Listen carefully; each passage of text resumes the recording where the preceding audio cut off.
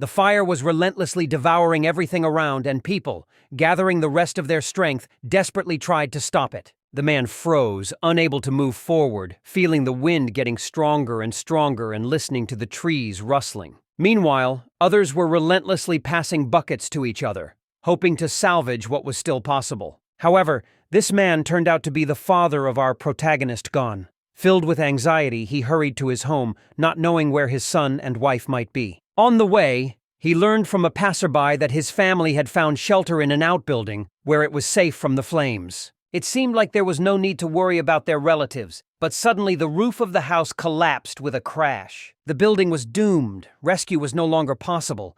The people with the buckets were trying to save only their own lives. Before the eyes of the owner, his house was destroyed, mercilessly consumed by flames. This terrible night remained in the memory for a long time, plunging everyone into a whirlpool of events that are difficult to forget. Meanwhile, Mom tried to comfort the frightened little Gon. She gently touched his cheeks, looked into his eyes, trying to calm him down. Everything will definitely be fine. Dad will take control of it.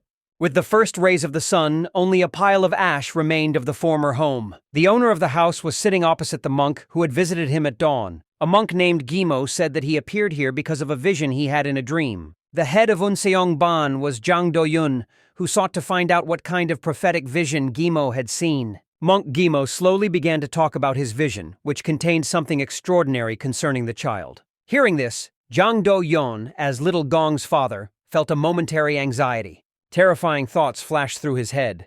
What if something bad happened to his son? At this time, Gon quietly watched the pile of ashes, standing nearby. Before his eyes was the place where their home once stood. Work is currently in full swing at the site of the devastation. Workers are busy pulling miraculously salvaged items from under the rubble and clearing away the pile of ruins. Meanwhile, Gimo led his story, intriguing through hints but deliberately delaying the disclosure of details. Chan was already at the limit of patience, about ready to jump out of his chair from the tension. As Robinson dragged on, the monk worried even more about his son. Finally, Gimo revealed the truth. He foretold that Gon would not die young, but would instead live a long and fulfilling life. However, there was one important condition. In a vision, the monk watched as the spirit that oversees agricultural prosperity began its game. At first, prosperity came to the family, but in reality, it brought losses that far outweighed the gains. All property gradually slipped from the family's hands. Hearing this, Jang Do-yun seethed with anger. What caused his greatest indignation was Gimo's hint that his son might be the culprit of all these troubles, doomed to a fate that could destroy the family. The monk reacted calmly, almost casually to Chan's inflammatory words, saying only, "Amitabha." The father bowed his head, lost all strength, astonished and dismayed, unable to comprehend how his own son could be the source of all their misfortunes. But Gimo gave him a ray of hope, hinting that there was a way out.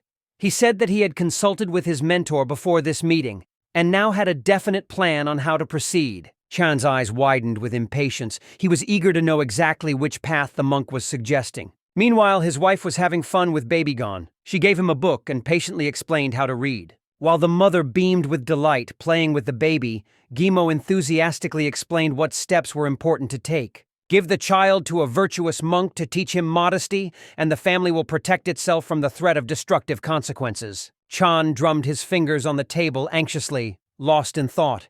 He was 40 years old, and Gon remained his only hope and heir. Gimo reassured him, assuring him that he had not come to force the child to be given to the monastery. Gimo assured that if Gosen reaches 18 years of age, having acquired the necessary knowledge and skills, any problems in the future will disappear by themselves. Chan's hope was rekindled that no one would take his son away forever. However, the monk remarked, "I know a place where Gon can study.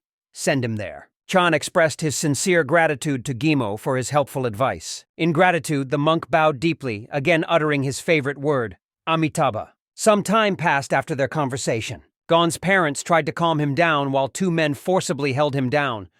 Only Gimo stood aside, calmly watching what was happening. The mother's eyes filled with tears from her worries for her son, while her father reassured her, urging her to remain calm. Little Gon paid no attention to the words of those around him, nor did the men who tried to hold him down. He screamed loudly and struggled out of their hands. To reassure his wife, Chan tried to convince her that Quenmok, the Shaolin master, had agreed to take in Gong.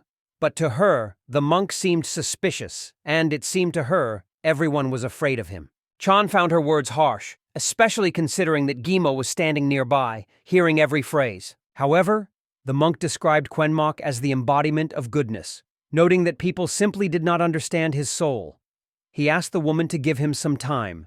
Just 10 years. He insisted, exactly 10 years, no more, no less. Gon's voice echoed in the air as he desperately called out to his mother. She reached out to him, gently repeating his name. He was already being lifted into the carriage. The boy resisted, desperately pressing his hands and feet against the doorframe. However, with the efforts of the adults, he was still managed to be pulled into the carriage. At that moment, his father spoke to him with understanding. "I've already explained everything to you. If you don't go, our family may fall apart. We risk dying. The future of our family is now in your hands." Despite the tears in his eyes, Gon finally began to listen carefully to his father. Then the carriage doors slammed shut, despite the cries from inside. "I won't go! Let me go!" Zrenya, the decision was already final. Finally, the boy was put into the carriage. Gimo breathed a sigh of relief, as if he had just successfully completed an important task. The horse harnessed to the carriage broke loose and swiftly carried the carriage away from their home. Soon Gon found himself at the top of the hill, where he watched the carriage as it rapidly receded. Tears rolled relentlessly down his face. He tried to find peace, but felt that this task was impossible. He felt like a little kitten left in the midst of life's storms. He cried and struggled, but it was all in vain. Suddenly, he turned his head to the left. "Time to face reality," he said quietly to himself, staring at the stone steps before him. Then Gon looked up and saw an old, bald monk at the top of the stairs. He realized that this new reality would be his life for the next 10 years, alongside this thin and stern mentor. Some time passed. While the monk was busy with his work in the garden, Gon sat on a bench deep in thought. The boy's thoughts still echoed in his father's mind, saying that the family could perish because of the prophecy. He understood that it was precisely because of these terrible words that he was forced to be under the care of a virtuous monk. The obsessive thought that the destruction of the family could be fatal for his mother, father, and even the monk who fed him delicious food every day made him bite his lower lip. Despite his youth, mature thoughts were already forming in his head. Even if he didn't like it, he would have to stay here for 10 years. However, the next task arose: how to find an approach to the mentor and build a real relationship with him. Sitting on a bench, he began to look around, wondering what he could do now. His gaze drifted to the broom that stood alone against the wall. Taking it in his hands, he enthusiastically began sweeping up the scattered leaves. Hearing an unexpected noise behind him, the monk turned sharply. Seeing Gon, the monk asked, "The leaves still fall again. What makes you keep going?" Gon replied simply, "It should be raked into a pile." The monk, looking at him, remarked, "If you are trying to impress me with your efforts in the hope that I will teach you martial arts, then it is a futile attempt." Gosen clearly denied it and firmly stated that this was not the case at all. At this point, the monk suggested that Gong leave the broom, emphasizing again that he did not plan to teach him the Shaolin arts under any circumstances. It was the unvarnished, bitter truth. However, Gon, gripping the broom tightly as if it were his weapon, calmly said, "I'm not here to learn martial arts." The monk found Gon's words rather rude and even impudent. The young man stood with an expression of confidence and seriousness on his face. The monk avoided human contact, having enjoyed a solitary life among the mountains for 3 decades. He always avoided students, seeing them as unnecessary trouble. It was because of his zeal that he left Shaolin, preferring the things that truly captured his heart. His mentor often reminded him that loneliness becomes easier with age. But one day he asked the sage, "If you live alone and have no one to take care of you, why not take on a disciple?" And without any hesitation, he clearly replied, "I'm not interested." However, the sage did not back down and insisted that his interlocutor still listen to the end. He described it not simply as a request, but as a generous gift from life itself. The monk also found out that Gon's father, a respected merchant, had probably asked for his son, but decided to pass the responsibility on to him. The focused monk, looking at Gon, sternly asked why he had decided to conquer this mountain. Suddenly turning around sharply, he said that he would share some martial arts techniques with him. However, he warned, "Don't make me angry, or I will take you home myself." Gon, returning, exclaimed that he had no desire to be here at all. He shared the story of how he was forced to come because of a mysterious prophecy that claimed that the fate of their entire family was at stake. With tears streaming down his face, he cried out in despair, "If I don't do this, everyone will die!" Hearing Gon's words, the monk froze in place. "Even if you drive me out, I still won't be able to return home." At that moment, it occurred to the monk that Gong's parents were real cowards who had tricked their son into enrolling in Shaolin. It was obvious that this tearful boy was completely unaware of Shaolin. The monk loudly declared his dislike for children and sternly ordered the boy to be silent. It was a real shock for Gon. The monk, who always seemed so calm, suddenly spoke at the top of his voice. After that, the monk abruptly ordered the boy to go to his room and change his clothes, stating that his appearance annoyed him. He noted that in the mountains, bright clothes only added to the difficulties, but Gosen couldn't understand why. In his opinion, his mother had chosen the lightest option for clothing. After a while, the monk served food on the table. Gon was surprised. Why is food in temples prepared without fire? The monk explained that dishes prepared over a flame give a person an inflammatory character. Why engage in pious meditation if inside you remain explosive and unstable? The monk remarked. Gon tried on clothes so old and simple that it was hard to imagine how he could wear them for 10 years. He stared at his reflection, having no idea how he could endure this period in such a suit. At this moment, the monk suggested that the meal begin. However, before sitting down at the table, Gosen decided to clarify the situation. "If you enjoy such delicious food every day, why are you still angry?" The monk was lost in thought, trying to remember when he had been irritated, but Gon quickly reminded him that he had been shouting just recently. "How dare you say such a thing?" the monk hissed, barely containing his indignation at the boy. At the same time, the monk realized that he had never met such exceptional children before. Looking into Gon's eyes, the monk tried to understand. Was the boy really deliberately mocking him? Despite the innocent look, which showed genuine curiosity, it seemed that Gon was asking the question not with mockery, but with natural curiosity. During dinner, an argument suddenly broke out between them about whether it was permissible to chop wood for the fire. The monk voiced strange arguments that sounded more like an excuse than a clearly formulated position. Gon had his own convincing arguments, which increasingly angered the monk. Noticing how his mentor's face turned stern, the boy instantly calmed down and made an effort to resolve the situation. However, the monk suspected that Gon was deliberately instigating a rebellion because he had only received old monk's robes. Their argument ended with Gon muttering disapprovingly and then starting to chew the unappetizing food, constantly complaining about its taste. Night was approaching. The boy, clutching the straw in his hands, lay motionless. "Why did this happen to me?" was the only thing going through his mind. In addition, he was still feeling sick after eating. The loud sounds of the gong outside made such a noise that the monk, who was sleeping peacefully in the house, instantly woke up. He instantly realized what was wrong. Consuming raw, uncooked food was a real challenge for his stomach. The monk was convinced of his principles and refused to prepare the usual food, so Gon had no choice but to adapt to such conditions. The monk consoled himself with the hope that perhaps the boy would not be able to bear the hardships and would decide to leave this place himself. Gon looked extremely exhausted. His face had lost all its former energy. He was hungry, but the constant diarrhea that had plagued him for half a month after every meal had completely sapped his strength.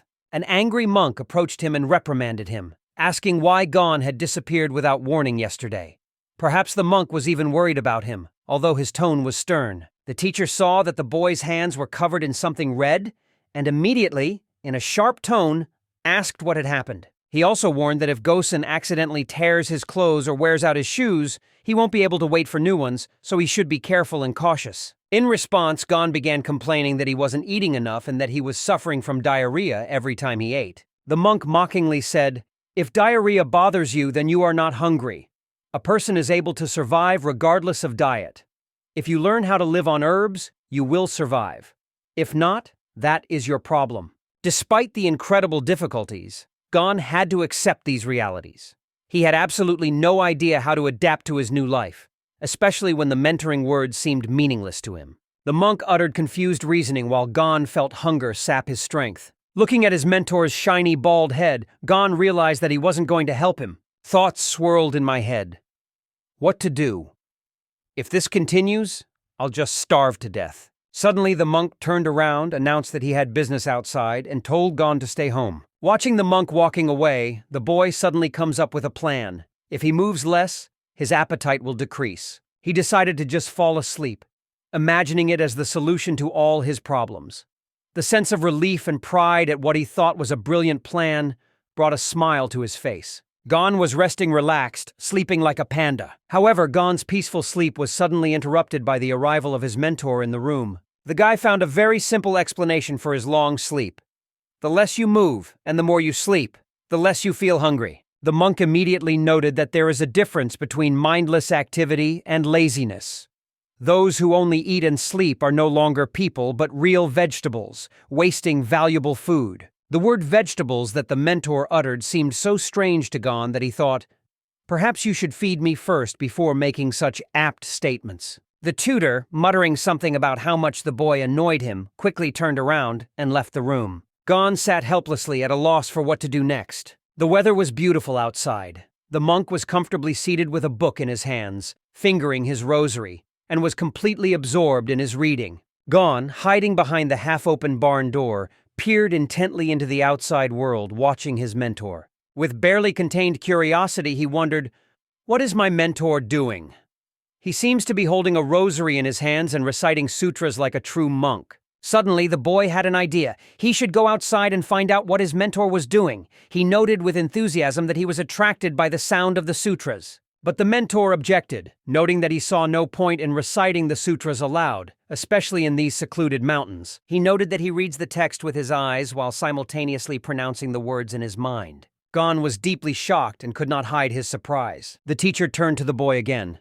What do you think? Why even recite the sutras aloud? All this shouting and knocking only makes you hungrier, not more spiritual, the monk replied, with obvious displeasure. However, to Gon, these words seemed nothing more than rudeness. Carefully turning the page, the mentor immersed himself in the book again and asked the boy not to distract him, politely inviting him to leave. Gon saw no other option but to turn around and walk away, even though it made him quite angry. No matter what I say, he'll just get angry and scream, thought Gon. But suddenly an idea struck him. If I follow all the instructions of the mentor, he will probably stop yelling at me, the boy thought. He decided to closely observe the monk, trying to recreate his habits to understand how he managed without unnecessary movement and hunger. A wonderful idea, thought Gon as night fell on the street. Meanwhile, the monks were diligently sweeping the paths, restoring order to the monastery. While Gon settled down for sleep, the mentor carefully made his bed. Gon watched in amazement as the mentor suddenly transformed the unmade bed into a neatly made one, spending only a moment doing so.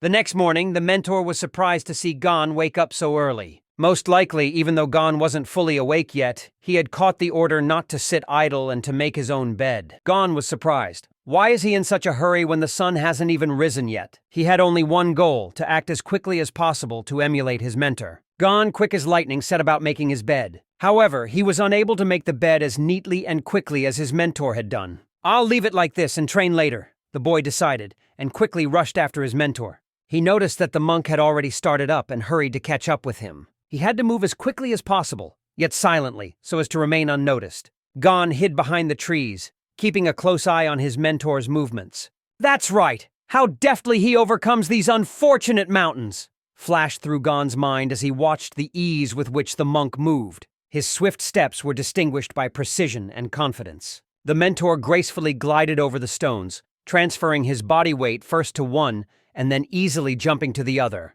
Gon was incredibly skilled at keeping up, remaining unnoticed behind the trees. He gritted his teeth furiously, unable to believe how the monk climbed up with such ease, as if it had caused no difficulty at all. Now the young man began to fully realize the meaning of the real Shaolin, watching his mentor who was perched in complete peace on a huge boulder. But the fawn couldn't understand.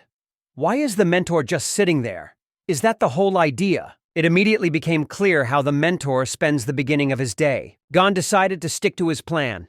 Never give up and study his mentor's every move, regardless of the difficulties. Gon folded his legs in a meditative pose, subtly and precisely imitating his mentor's every movement, and caught the moment when he closed his eyes. Filled with a burning curiosity and desire to understand this mystery, Gon relentlessly tried to repeat the same thing. Meanwhile, it was already dawn outside, but the mentor remained unmoved. Gon felt that he could no longer bear the weight. Covering one eye, he cautiously glanced to see if his mentor was dozing. The boy thought the monk was sleeping. This made him feel deceived.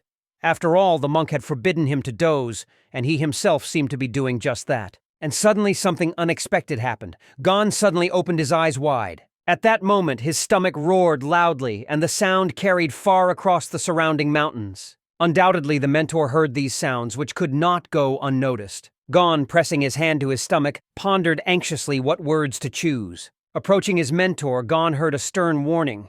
If he had chosen the path of an observer, he should remain invisible. And the mentor asked why he had decided to disturb his peace with his grumbling. In response, Gon exploded. He could do nothing about his hunger, and realized that he was not destined to complete this practice peacefully. Gon immediately noticed an unknown white substance escaping from the gate and landing right under his nose. His curiosity was unquenchable. Could he simply be extremely curious? Or is it a natural trait of children to be so passionately interested in everything around them? The mentor was somewhat puzzled when he noticed the boy's large, hopeful eyes looking at him. A thought arose. Should I explain everything to Gon in as much detail as my own desire suggested? After a short reflection, the mentor came to the conclusion that there was nothing secret about this practice. So, he willingly agreed to share his knowledge. The man said that his technique, known as Yokinkyon, is a method of inner vision, which remained available only to the chosen ones in Shaolin. What Gon noticed is called Q, the basis of all life on Earth. Gosen was so excited about this news that he jokingly compared it to cigarettes. However, the mentor revealed another truth. This energy permeates everything, both heaven and earth. Thanks to its acceptance, people are able to live longer and feel healthier. Now Gon realized why the mentor always seemed full. He fed off of this energy. The instructor further explained that by mastering this technique, one can learn to absorb energy with the whole body. Over time, it accumulates and turns into internal strength, which becomes the basis for the martial arts masters. Gon felt like he had missed the moment. Why didn't I think of breathing more air earlier when I was hungry?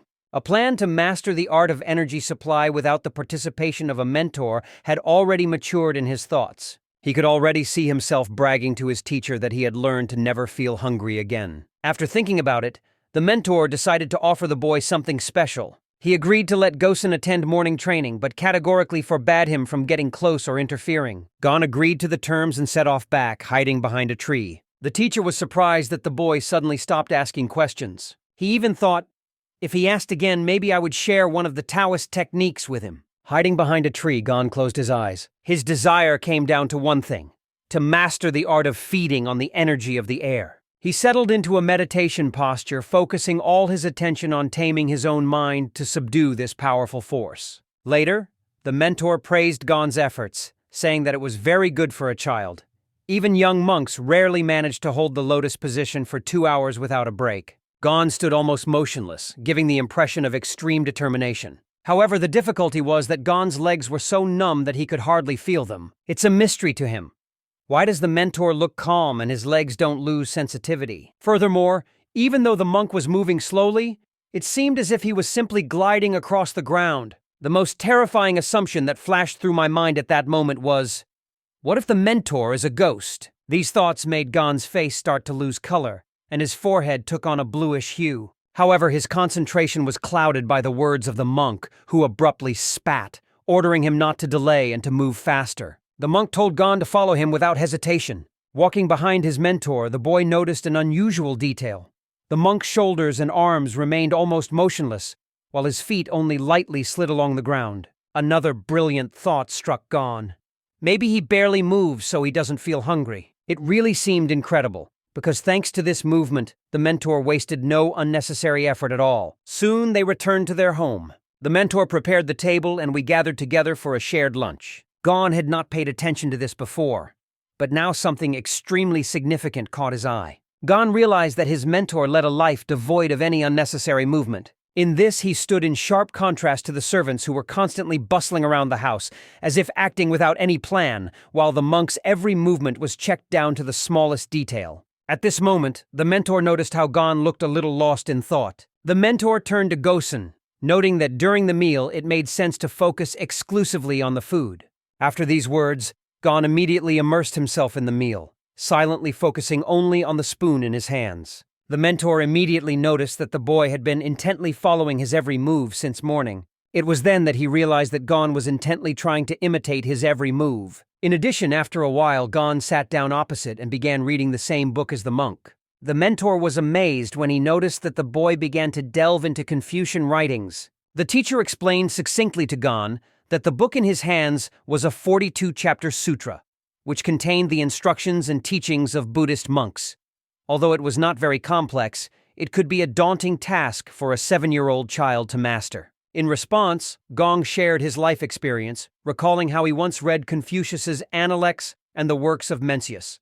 However, he admitted that navigating these writings was a real challenge. Gon was surprised when the mentor agreed without any hesitation to give him a book to read. However, the monk gave his consent because he realized that the boy no longer had any new books to read. Although it annoyed him a little, watching the interested boy, the monk suddenly realized an important truth. The mentor, not fully understanding why this was so important to Gon, realized that it was worth finding other books for him, foreboding that the boy might soon leave them behind. After sitting for a long time, Gon's limbs went numb again, causing noticeable discomfort. Touching his stomach, he noted that his hunger was no longer as unbearable as before. The boy looked out the door and wondered if it was time for him to rest a little again. However, the sight outside the door confused him. The instructor adopted an unusual stance that immediately caught Gon's attention. He decided to go out to see this miracle up close. The mentor, focusing his penetrating gaze, slowly moved his hands, as if performing a mysterious invisible ritual. His smooth and controlled movements were so mesmerizing that they aroused incredible curiosity in Gon. Following his strategy, the boy immediately began to imitate his every move. At first, the mentor was surprised by what he saw, but soon became convinced of the correctness of his observations. He realized that Gon was meticulously replicating his every move. Taking this as a challenge, the mentor decided not to stop and continued to act decisively. Smoothly executing the planned movements, he watched intently as the boy diligently tried to imitate him. Tension quickly appeared on Gon's face. After the first movements, it was clear how tiring this task was for him. The boy's clumsy movements almost caused him to lose his balance and fall. Gon thought it would be easy, but was surprised to find that replicating his mentor's focused and precise movements was much more difficult than expected. And it's no wonder that Gon ended up on the ground in the end. He fell on his back with a thud, managing to make one circle in the air in the process.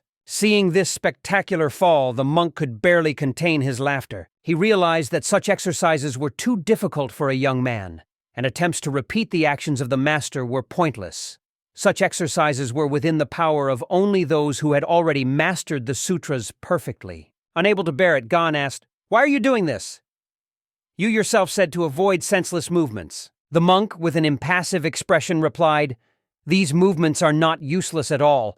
They stimulate the flow of energy and blood circulation, strengthening the health of the body." He went on to say, "I'm not just doing slow movements. I'm focusing my mind and deepening my awareness of my own body. As your movements slow down, you begin to become more aware of the true nature of your body. By immersing yourself in observing every movement of your muscles, catching the rhythm of your arm swings and the smooth changes in your breathing, you eventually become aware of even the slightest vibrations of every hair on your body." Gon thought for a moment, and then asked just one question. "What is this for anyway?" Although the mentor was not impressed by Gon's endless barrage of questions, it was starting to irritate him. He decided to pause training to discuss the next steps with the boy in detail. Our body is an incredibly complex mechanism, hundreds of bones, an intricate network of blood vessels, muscles, and vital energy. This energy is our life fuel, and all of this must be in perfect balance, he noted. That's why you always feel hungry. Something in your body is constantly preventing it from maintaining the necessary balance. The mentor encouraged Gosen to think, what steps will provide the greatest result with the least effort? He noted, the key is to eliminate unnecessary actions, focusing only on what is important. This way you can achieve more with less effort. Hearing these words, Gosen thoughtfully said to himself, achieve the maximum with the minimum of effort. And suddenly, his memory flashed back to what his father had often said in the same words. Traders are obliged to get the greatest profit with the smallest investment. That's the essence of a true trader, Gon mused. He paused in thought. 2 adults had expressed the same opinion. It couldn't be a coincidence. Then he was overcome by an unexpected feeling, as if his heart were splitting into pieces. Gon sighed and said to his mentor, I still haven't figured out how to do it. But I'll try. The mentor saw in Goni a child who exceeded all his expectations with his indefatigable perseverance. The mentor realized that Gon was not going to give up. Observing his persistence, he decided to impart some essential knowledge to the boy. Autumn has arrived at the Shaolin Temple. The leaves gently settled to the ground, filling the air with a sense of cozy peace. One of the students was holding a book, but he looked confused, as if its pages were a mystery to him. He wondered why, despite the correct figures for grain balances and consumption, the stock in the granary was much lower than last year. A nearby student suggested that the reason for this may be the growing number of parishioners. Although donations have decreased, there was hope that new supplies would arrive soon. However, this year their quantity will be half that of last year. This was explained by the difficulties that struck many people. In addition, expenditures increased significantly more than expected. Looking at this data, it is not difficult to predict that the next year could prove to be extremely difficult. Goods were spilling out like water from a leaky straw barrel. Winter has already taken hold in the yard. The mentor sat next to Gon, who kept sneezing. Gon wrapped himself in all the blankets he could find, trying to understand why winter was so relentlessly cold. There was always such a pleasant warmth in his home that Gon even started to sweat. Now this cold became a real test. The teacher left the room unheeded, and the boy was not given warm cotton clothes, which made the situation even more difficult. The mentor couldn't take his eyes off Gon, watching him intently. The mentor couldn't help but think that this boy was driving him crazy. He subconsciously braced himself for Gon's complaints about the coldness in the room. However, the boy just remained silent, not uttering a single word of protest. In any case, the situation was beginning to turn into a real dilemma. What if this stranger, almost like a precious diamond, doesn't last, he thought. At this moment, the mentor decided to stand up. Stepping outside, he headed for the long-forgotten stove, filling the space with new memories. Meanwhile, Gon was shaking badly, coughing and sneezing, barely able to stay on his feet. The boy said in a weak voice, "Mom, I promise to always study spelling carefully, just don't leave me." It resembled the delirium of a sick person, but soon the mentor lit the stove. He threw more wood into the stove to make the flame burn brighter. Having provided Gon with warmth, he mentally complained about his older brother. How could he entrust him with a child, knowing his dislike of babies? And this obsessive child. However, the mentor moistened a cloth and carefully placed it on Gon's forehead. Despite the room becoming warmer, the cough did not subside, and the temperature remained high. He even considered descending the mountain in search of medicine. However, he was deterred by the thought, if I do this, everyone will think that I failed to take proper care of the child. But he couldn't just sit back and wait for Gon's condition to improve on its own. Meanwhile, his mind kept returning to that annoying cough and one word that echoed in his thoughts. Mom. The mentor looked at Gon thoughtfully, thinking, this boy is a real test, nothing but worries. He carefully removed the blanket and unbuttoned the buttons on his chest to gain better access to his body. Calm down, don't move, the mentor ordered as Gon sat down exhausted and tried to normalize his breathing. His face was covered in sweat, and every drop showed a complete loss of healthy color. The mentor placed his hands on his back to concentrate on transferring energy. Energy began to condense around them, but the mentor was haunted by an uneasy premonition. Wasting your inner strength is like losing years of hard training in one go. However, as he concentrated, he felt an internal energy begin to pulse within his body. He simply didn't have the option for slow healing, so he had to act quickly, attacking all weak points at once. His hands, placed on Gon's back, glowed with energy, enveloping the boy. For the average person, possessing such energy for an entire decade would be similar to the experiences of a Shaolin disciple. Gon opened his mouth wide and let out a loud scream, stunned by the strange sensations seething through his body. He was overcome by an unusual feeling, as if waves of warmth and strength were raging inside, filling every cell of his body. However, the mentor realized that later it would be more difficult for Gon to master techniques that required skillful use of internal energy. However, he believed that the boy's illness was his own responsibility, and in such a situation he had no choice but to provide him with help now. Time passed and Gon's condition improved significantly. His mentor, sitting next to him, explained that now minor illnesses would bypass him for decades, and if serious illnesses or injuries suddenly appeared, he would recover faster than an ordinary person. He noticed that Gon's body was now much stronger than that of ordinary people. After all the words of the mentor, the boy only took a slight breath, as if not fully understanding what was being said to him. The mentor tried to calm himself down, reflecting on the fact that although his 10 years of training seemed in vain, he had no intention of continuing to practice martial arts. He didn't feel so disappointed because he had still managed to save one unfortunate person. However, I couldn't help but notice how noticeably emaciated Gon had become. The mentor realized that the boy had had to go through many trials at a young age. Sighing, he delved into memories of the times when he had cast aside all worries, devoting himself entirely to practice, and began to avoid people. But now he was overcome by an unusual feeling of regret. He explained this to himself by saying that over the years the mind can lose its sharpness. At that moment, the mentor realized why the teacher was willing to sacrifice his life for the student. He crossed his legs in the lotus position, sinking into the depths of meditation. Does it take understanding the suffering of others to free oneself from one's own suffering? Perhaps this is the enlightenment that Buddha spoke of, he wondered. Meanwhile, Gon remained motionless and snored peacefully, lost in sleep. 3 days have already passed. Meanwhile, Gon woke up and saw that his mentor was there again. He felt full of energy, completely restored, and able to realize that the cold had finally receded. He felt clarity filling his mind, and his body, as if renewed, radiated a sense of rest, unusual even for him. The mentor realized that the boy still didn't understand anything. It seemed that Gon hadn't yet realized how drastically his body had changed. It was bitterly cold outside, but Gon felt something unusual. Although the morning air was icy, he didn't feel cold at all. He had previously lacked concentration, but now he felt he could overcome any obstacle. The mentor, carefully observing the boy, noticed that, despite his youth, his blood vessels were overflowing with life-giving energy. In other words, it seemed as if Gon had experienced a new birth. However, the mentor realized that this state required considerable effort.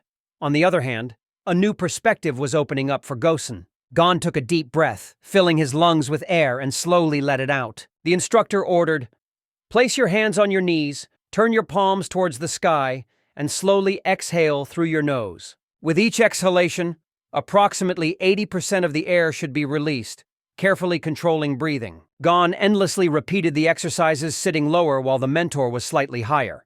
The mentor reasoned, if we get him involved in martial arts now, he has a chance to become a real master. However, such thoughts caused a storm of emotions in him, and he, without wanting to, began to bite his lip as he immersed himself in the kaleidoscope of his memories. He tried to calm the absurd thoughts. Before teaching Gon martial arts, he should have taken him to school, gotten permission from the principal, and explained the circumstances of such an idea. This was hardly appropriate for a small child. The mentor became worried because such thoughts began to visit him more and more often. A few days passed, and they found themselves back in the same place, preparing to resume their meditations and training. Suddenly, Gon felt something unusual rise inside his stomach as he took a deep breath. This was accompanied by a slight tingling sensation in the nose and in the stomach itself, adding to the feeling of unpredictability. Am I really starting to absorb this? He wondered, with a slight trepidation. He now felt capable of repeating what he had previously thought was possible only for his mentor. He managed to master the art of absorbing chi energy. The mentor stood majestically on the rock as the first rays of the sun penetrated through the mountains, lending the setting a magical grandeur. Watching Gon, the mentor could not understand what was causing such deep emotion in the boy. Could it be that he has mastered the Tanjong breathing technique? He wondered uncertainly. However, he could not believe it because he himself had never been able to master this technique. Moreover, he still couldn't get used to the feeling of heaviness in his body that came after the loss of energy. No wonder, because in just one day, he lost the energy he had been accumulating for 10 years. The mentor, realizing that Gon was behind this, quietly jumped off the rock and said, "Time to go." However, Gosen asked to be allowed to practice a little more. But the mentor remained adamant, as always, refusing to consider the boy's request. They headed back to their overnight stop. Gon assumed a fighting stance, overcome by an unusual sensation that spread through his body. He felt real pleasure, and even subtly noticed how the wind caressed every hair on his body. The mentor noticed that his movements had become completely different, much more expressive and graceful than before. It was as if the body was responding to the energy gathered inside. During joint training, the mentor increasingly emphasized the words, martial arts. At first, Gon did it just to keep from feeling hungry. However, if Gon continues his training, it will drastically transform his body structure. The mentor hesitated, not knowing whether it would be beneficial or, conversely, harmful. The weather outside was amazing. Spring was approaching, The flowers were blooming in their beauty, and the first butterflies were already beginning to flutter in the air. And so another day passed. They were again sitting opposite each other, engrossed in reading books. Gon went to the forest to find juicy berries. He was so engrossed in the taste of these berries that he didn't even notice how the juice had stained his hands and face. The inexorable time has passed, and now autumn has come. Gon conscientiously hones every move and every punch to perfection. Winter came, and they once again took their places on the cold stones, falling into the lotus position. Their minds once again sank into the depths of meditation. Slow inhalation through the nose, and letting out a breath through your mouth filled with peace. These feelings brought a gentle smile to Gon's face. The snow-capped mountains were covered in a white blanket, and the deep cold turned the water into ice, which later melted under the warm sun. Winter retreated, and the mountains began to come to life. Their peaks were gradually dressed in greenery, drawing the first hints of the awakening of spring. 3 years passed. Monk Gimo stood near the Shaolin Temple. He was curious to know if his old friend was okay. Gimo was met at the entrance, and he explained that he had come to meet his old friend, Quenun. The students' reaction to the name Quenuna clearly showed that Gimo's arrival impressed them and meant a lot. The students were visibly excited and hurried to invite him into the room. Gimo stepped over the threshold of the temple, carefully examining every nook and cranny. However, something elusive caused a quiet, slightly sad sigh in his soul. He was saddened by the brick tower, neglected and in terrible condition. The students said that they had tried repeatedly to restore the brick tower, but their attempts had failed each time. And so they revealed the terrifying truth that Gimo had heard. Shaolin's financial situation was on the verge of disaster. A little later, Quenun approached Gimo. They settled down with cups of tea, enjoying friendly and casual conversation. Quenun admitted with regret that even this tea was almost gone. It was painful to hear such words as the situation became increasingly critical. Quenun, once known for his inexhaustible optimism, now looked extremely exhausted. Even ordinary tea has disappeared. Is the world really disappearing? Gimo mused, never taking his eyes off his friend. Quenun told of a strange phenomenon. No matter how much they tried to restore the towers, they were destroyed again and again, making their final repair impossible. Despite the destruction of the towers, the main temple always remained in excellent condition, as it was regularly visited by numerous pilgrims. It has been 3 years since the renovation of the towers was completely stopped. 3 whole years! This figure confused even Gimo. After that, they decided to walk around the temple, inspecting its territory. 3 years ago, Gimo brought Gong to the Shaolin Temple because a prophecy predicted that the child would be a threat to his merchant family. He decided that sending the boy there would be the best solution. The Shaolin Temple has always been known as the ultimate authority in such situations. However, even it has fallen on hard times. Gong did not become a disciple, but was only there, observing the life of the temple. Gimo decided to dismiss his thoughts as if it were all just a coincidence. Then he turned to Kvenun to ask if there was any way to support the temple. Despite his reluctance to discuss financial matters, Gimo was willing to turn to the merchant for help if it turned out that the temple really needed support. However, Quenun reassured, noting that this year's harvest appeared to be generous. However, Gimo, understanding the circumstances perfectly, perceived these statements as unusual. Having passed what he heard through the prism of his own thoughts, he again delved into the unresolved issues of his previous reflections. Could it really be the child? On the one hand, everything seems fine, but on the other, an invisible force seems to be absorbing something valuable, like a bottomless pit, he pondered. After saying Amitabha, Gimo decided to go to another Buddhist temple, noting that important matters awaited him there. He planned to pray in the temple with unprecedented zeal, increasing it 1,000-fold to support the salvation of Shaolin. He couldn't just walk away as he was overwhelmed with guilt and duty demanded action. Quenun tried to comfort him, suggesting that at their age one should not waste so much time traveling to strangers. But Gimo stubbornly rejected all persuasion. He wasted no time and set off, almost at a run, without listening to any agreements. Within a few minutes he arrived at his destination. Gimo offered his prayers, pouring his whole heart into them to save the Shaolin Temple from inevitable destruction. Kneeling, he bowed to the ground, tightly holding the rosary beads hanging around his neck. After that, he would get up and repeat his ritual again, completely immersed in prayer. Before him stood a statue of Buddha, striking in its picturesque beauty, calm grace, and majesty. Standing before the majesty of the Buddha statue, Gimo prayed earnestly, hoping that all the events were just an unfortunate coincidence. Kneeling again, he bowed his head in prayer, lost in his thoughts. Eventually, he reached Quenun again. Quenun, concerned about his well-being, persistently emphasized the importance of taking care of one's own health. However, Gimo, with a puzzled expression on his face, wondered if things had gotten a little better this year. Quenun remarked, "Yes, but it's not your merit at all." Gimo wondered if perhaps his offerings to Buddha during these 4 years had not been meaningful enough. When he realized there was no positive news, he quickly changed direction in search of a solution. Quenun tried to stop him, but all his efforts were in vain. Thanks to Gimo's efforts, the situation in the Shaolin Temple underwent significant changes. Some of the young monks also began to pray not only hundreds, but also thousands of times. Quenun was extremely grateful to Gimo for his significant contribution. He urged his students to make even greater efforts so that their friend would not have to visit again next year. The students unanimously assured that they would make every effort. Meanwhile, Gon and his mentor enjoyed their days together side by side. Jiangong is already 15 years old. During breakfast, Gon looked at the table in surprise and asked, "Is this really what we're going to eat?" The mentor carefully examined the table, trying to detect anything unusual, but at first glance, everything seemed quite familiar. However, the chopsticks and plates lay so perfectly symmetrical that it caused a slight sense of unease. Moreover, the dish in the bowl looked quite unusual. At this moment, the mentor asked with interest, "What kind of dish is this?" Gon calmly explained that it was a mallow, a flower he had just picked in the garden. "Mallow? What do you need it for? And what kind of strange thing is it anyway?" the mentor asked with interest. Gosen said he decided to make this unusual dish, expecting it to be both delicious and nutritious. He carefully removed all the insect-damaged parts, leaving only the tastiest to enjoy. For the mentor, this was another demonstration of the boy's talents.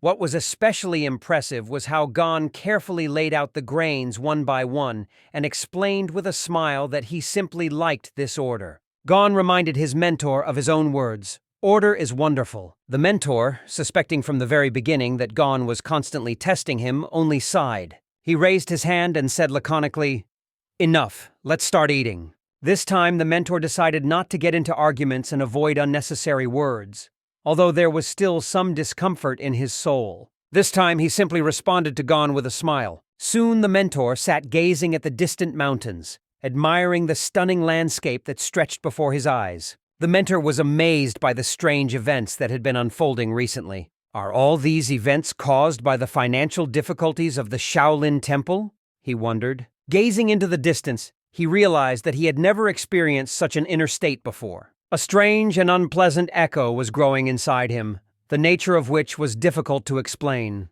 Every day passed without change, but he could never understand where this inexplicable restlessness was coming from. Closing his eyes, he tried to delve into his own thoughts in search of an answer. His thoughts continuously circled around a single question.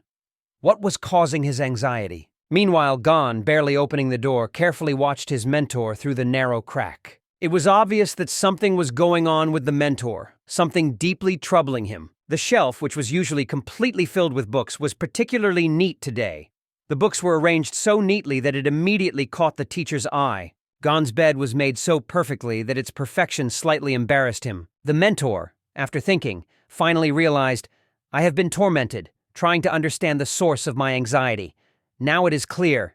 It is not just a desire for order, but an almost pathological fascination with it." These thoughts were forming in his mind as he admired the impeccable order in Gon's room. Meanwhile, Gon was sweeping up fallen leaves outside, and the mentor noticed that the boy had been acting rather strangely lately. During those 7 years of living together, Gon never allowed himself to be lazy. "It looks like he's going to become an outstanding personality," the mentor thought. Along with his work in the garden, these thoughts filled his mind. However, the events that unexpectedly unfolded behind him made him suddenly look back. He noticed how Gon was moving unusually. His feet barely touched the ground, and his shoulders swayed almost imperceptibly. Despite his clumsiness, it was clear that Gon was adept at minimizing unnecessary movements.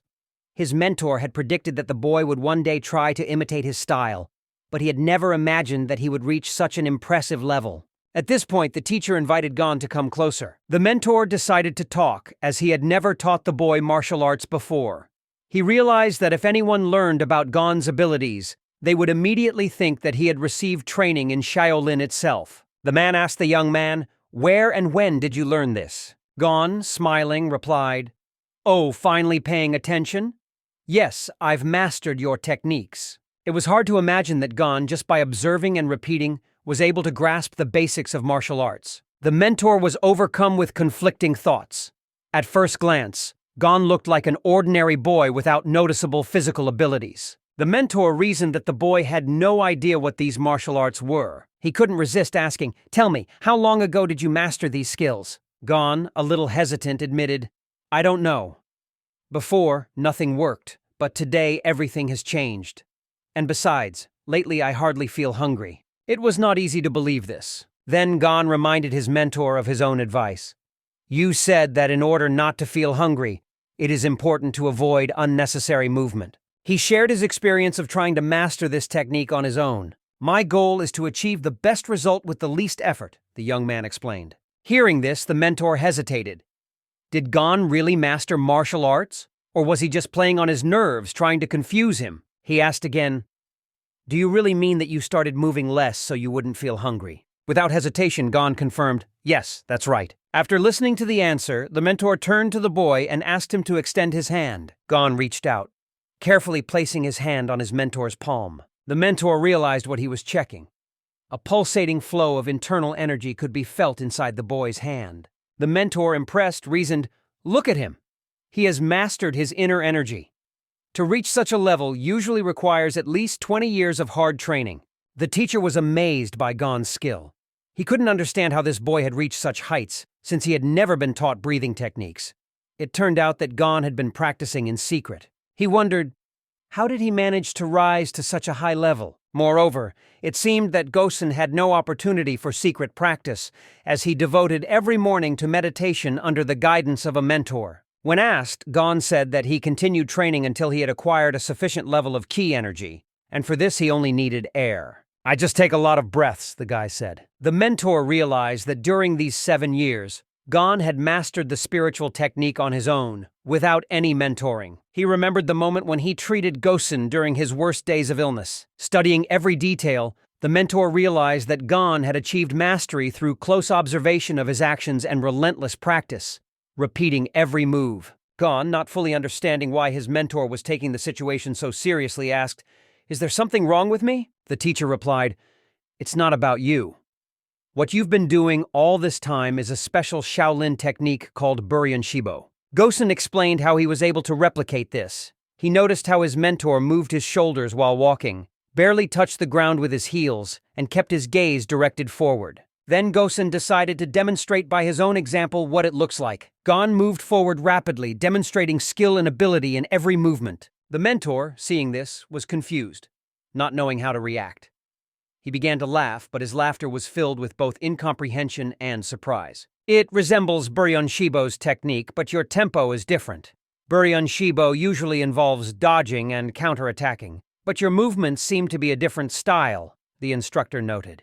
"So, the main thing is to quickly achieve the goal using as few moves as possible," the mentor emphasized. However, a logical question arose in his thoughts again: what to do with this young man now? Night fell, and their conversation came to an end. The mentor sat next to the bed where Gon slept peacefully, deep in thought. The scene of Gong's movements reappeared in his imagination over and over again, and the mentor realized that even among the most skilled Shaolin disciples, it was rare to find someone with such talents. It can take at least 20 years for Shaolin disciples to master martial arts. However, it is impressive that Gong's movements at the age of 15 are practically as skillful as theirs. The mentor couldn't figure out if it was just a coincidence or something more, but the boy's inner energy was behaving extremely atypically. Suddenly, the light in the room was swallowed up by darkness. The candle that had been illuminating the room until now had suddenly gone out. The mentor, deep in thought, did not take his eyes off the darkness. Anxiety did not leave him. Now everything seems calm, but who knows what events await us in the future? The mentor thought, if he gains excessive power but doesn't learn to control it skillfully, it could turn into a real curse. He considered teaching Gong like a true master, but he understood that the art of Shaolin was not so easily transmitted. The worst part about it was that you needed a permit to study. Now the mentor had to find a way to convey this information to the leader. That night brought him many questions that he kept asking himself, but in the end he decided to leave the thoughts for later and rest, hoping to find a solution the next day. In the residence of the abbot of the Shaolin Temple, Restraint reigned, mixed with hard-working energy. Quentin felt truly lucky today, standing in front of the abbot of the temple. He was glad that all the problems their people had been struggling with were gradually finding solutions. Opposite Quentin was Quen, a representative of a government agency, who confidently assured that even if the financial situation did not fully recover, this was no cause for concern. Everything looked truly wonderful, which inspired faith in the best. Quentin was convinced that all his achievements were possible thanks to his friend Gimo. He firmly believed that even Buddha could not leave Gimo's prayers unanswered. Quen suggested starting a conversation with the locals. He emphasized that it is important to prepare in advance in order to be ready for possible difficulties that may arise again. To ensure proper readiness, he proposed increasing the number of resources and creating a sufficient number of warehouses. However, Quentin doubted the ease of implementing such an idea. Quentin argued his point of view as follows. Despite a good harvest, there are those who suffer from hunger. Therefore, it is important to provide assistance quickly and not leave such people unattended. He remembered that they had all been monks once, long before they had studied martial arts. Thanks to this, they understood well what true poverty was like. At this moment, in a distant mountainous area outside the scope of this conversation, Gon was happily munching on apples. It occurred to him that he had walked more than usual today. Before that, he had been afraid of being too active, lest he feel hungry. But now, thanks to this energy, the situation had improved significantly, and he could boldly be more active. Gozen noticed that his mentor had been acting strangely lately. His incessant sighs began to make Gon suspicious. I wonder what's bothering him so much, Gon wondered, taking a bite of his apple. However, all these thoughts instantly melted away when impressed by the taste of this juicy apple. However, an unexpected question behind him. What kind of delicious food do you have? This made him instantly turn back. An old, unfamiliar monk suddenly appeared behind him, whose appearance so startled Gon that he accidentally dropped the apple from his hands. The old monk immediately apologized for surprising the boy with his unexpected appearance. It only took Gong a glance at the man's monk's robes to realize that he came from the very heart of Shaolin. Politely bowing his head, Gon introduced himself and mentioned that he lived next door to his mentor, Master Quen Mok. This discovery simply amazed the old monk. The old monk stared at Gon, noting that his clothes were too big, as if they were on the wrong shoulder. From this, it became immediately clear that the young man was actually living with Master Quen Mok. Suddenly, the old monk noticed that a few days ago, Gon was enjoying fruit among the mountains. However, when the boy tried to find out how the monk managed to notice this, the monk only mysteriously said that he had his own methods. In fact, the monk was able to catch this from the hand movements Gon used while picking the fruit, as well as his special picking technique. The old monk also noticed that Gon didn't move quite like the others. His gait was truly unusual. This led him to believe that Gon was probably learning martial arts, and that it was possible that Quen Mok had become his mentor. However, it was hard to imagine that Quen Mok would decide to take on students. However, this question was not of great importance. The old man was more interested in how Gon managed to live for 7 years under the same roof with Quen Mok, who was known for his difficult character. Gon immediately began sharing how the master was extremely strict with him at first. And even now, he still keeps me in strict limits, Gon sighed with a slight regret. Hearing these words, the old monk smiled and agreed. That's definitely in Quen Mok's style. Gon realized that this old man was well versed in his mentor's character. The elder gave his Buddhist name Hanno and indicated that his position in the temple exceeded that of Quen Mok. The conversation gained momentum when Gon revealed that he was not actually the master's student. He was just living with him. Living together but not being a student? Kinda strange, thought Hongo, puzzled by this confusing situation. The old man asked about the technique that Gon possessed. The boy replied that the master had once mentioned it, but he himself had no idea. This impressed the elder even more. Hongo remarked, Buryong-shibo and Yongjosu are techniques only available to masters of the level of Quen Mok, Li Gongman, or someone like me. The monk thought in surprise, here is a boy who claims to have never studied martial arts with his mentor. After that, the old monk turned to Gon and asked him to extend his hand. Grabbing Gong's hand, Gongo thoughtfully decided to check something important. When Hongo touched Gong's palm, he felt such a powerful energy that it pushed him back. How can we explain such power in a child, he wondered, unable to find a rational answer. A shocked Gong turned to Hongo. Did something happen? Maybe I made a mistake somewhere? However, the monk just smiled, shook his head slightly and said, if it's really a problem, then so be it.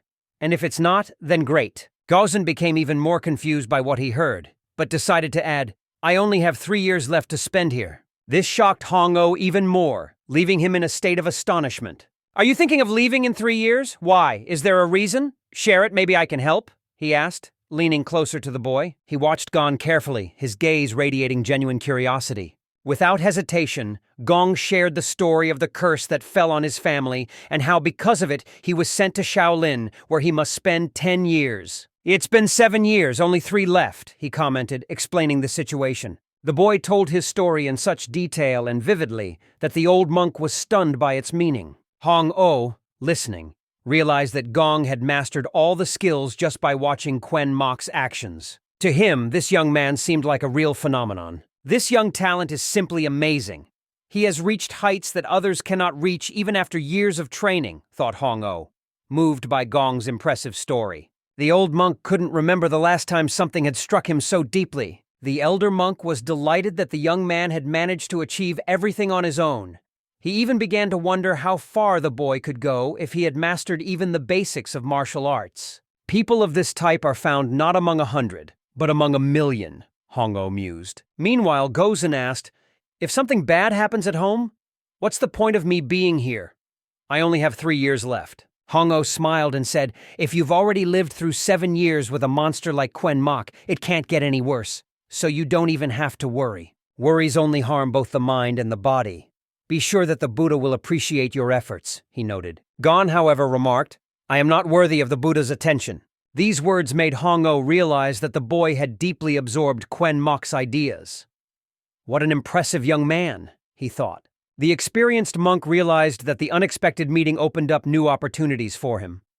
He asked Gon not to tell Quen Mok about their contact today, and to keep it all a secret. At first, Gong couldn't understand how he could hide something from his mentor, but Gong-Oh quickly found a way out, remarking, I'm not suggesting you lie, just refrain from unnecessary talk. Adding that he would like to discuss this personally with Quen Mok later, Gaozan supported his wish. They exchanged expressions of respect. They bowed and folded their hands in front of them. With smiles on their faces, they said goodbye to each other. Gon held his breath, watching Hong-Oh's rapid movements, which impressed him. I guess I should have studied his technique more carefully, the boy mused. Meanwhile, at the residence of the abbot of the Shaolin Temple, Hong-Oh had already appeared, ready for another conversation. Hong-Oh appeared with a clear question. Is it true that young man Quen Mocha practices martial arts even though he claims not to be a student? Quenung, aware that Gong had been within the walls of the Shaolin Temple for 7 years, remarked that it would be truly strange if he had not begun to study martial arts during that period. If this is true, then Quen Mok is secretly teaching his students, trying to create the illusion that he is not passing on his knowledge to anyone, suggested Hong-Oh. However, the abbot of the temple could not believe that Quen Mok was capable of such deception. The news announced by Hong-Oh stunned everyone. The young man had already mastered 2 fighting techniques from the Shaolin fan of techniques. This caused discontent among those present, because Gon, although under the tutelage of the masters, was still studying Shaolin techniques without being their official student. Quenin scratched his gray beard thoughtfully. He tried to convince them that Quen Mok was incapable of such a thing, but Hong-Oh stood his ground. I personally saw this guy, and regardless of the circumstances, Quen must answer and explain everything that happened. Quenin suggested that this issue be investigated further. He also asked if Hong-Oh had really made such a long trip solely to discuss this issue. However, Hong-Oh did not limit himself to this question. He had another solution in mind that he sought to express. He immediately asked about the Buddha statue carved from green jade. Everyone was wondering, what plans does he have for this statue? Because this sacred relic was of immeasurable value. The abbot of the temple immediately objected, saying that this was impossible, but Hong-Oh instead began to explain, the future fate of Shaolin depends on this. The abbot of the temple asked briefly but with unwavering determination, how can one transgress the last will of the deceased? The answer was clear. This cannot be done. The mustachioed monk finally understood why the green jade Buddha statue was so desirable to Hong-Oh. It was only possible to hand over the statue in case of extreme necessity, but Master Hong-Oh had already been forbidden to receive it. This meant that he was forbidden from recruiting disciples. It was now clear that Hong-Oh was eager to make Gong his protege. Quentin sat quietly and watched the heated discussions while Hong-Oh diligently tried to convince the leader to let him take the statue. Quentin recalled how, since childhood, Hong-Oh, being incredibly restless, created problems for everyone around him in every possible way. Even in adulthood, he remained an incorrigible troublemaker, which eventually resulted in him being banned from teaching students. After much deliberation, Quentin announced that he would make a final decision by 2 o'clock in the afternoon. This clearly upset the mustachioed monk, who had been eagerly awaiting a quick resolution to the situation. Unlike the others, Hong-Oh barely concealed his joy and swore that he would not let them down. The mustachioed monk looked from the leader to Hong-Oh, trying to figure out how this situation would end. Meanwhile, Hong-Oh left the room smiling. It was deep night outside. On the mountain slopes, Quen Mok and Gon walked leisurely along a narrow path, lost in their thoughts. The mentor watched in fascination the movements of Gon, who looked like a ghostly silhouette. The mentor focused on his steps. They became slower but extremely precise. Although the cool morning wind enveloped him everywhere, Gon remained indifferent to the cold. But what interested the mentor most was the smile on the young man's face. He asked curiously, "What happened? Why are you smiling?" Gozen explained, "At dawn, I felt my energy essence fill up with an incredibly large amount of ki. It's strange, because even if I consume this energy throughout the day, it's usually less than in one morning meal." The mentor was amazed. He thought that Gon was just eating fruit and playing, but he didn't suspect that the boy was actually sustaining himself with ki energy all the time. Gon has noticed that sitting in the lotus position allows him to absorb more ki, although it is not necessary. He even restores his ki while making his bed or sweeping the yard. The mentor felt a slight embarrassment. The mentor was surprised. It seemed incredible to him that Gon could master the spiritual technique, because this requires perfect concentration, without which everything is in vain. This practice requires 100% concentration. Doing it while doing everyday things is too difficult, almost impossible, the mentor thought. However, he warned Gon, "Beware of this power. Misuse may not only not improve your fighting skills, but may also harm you."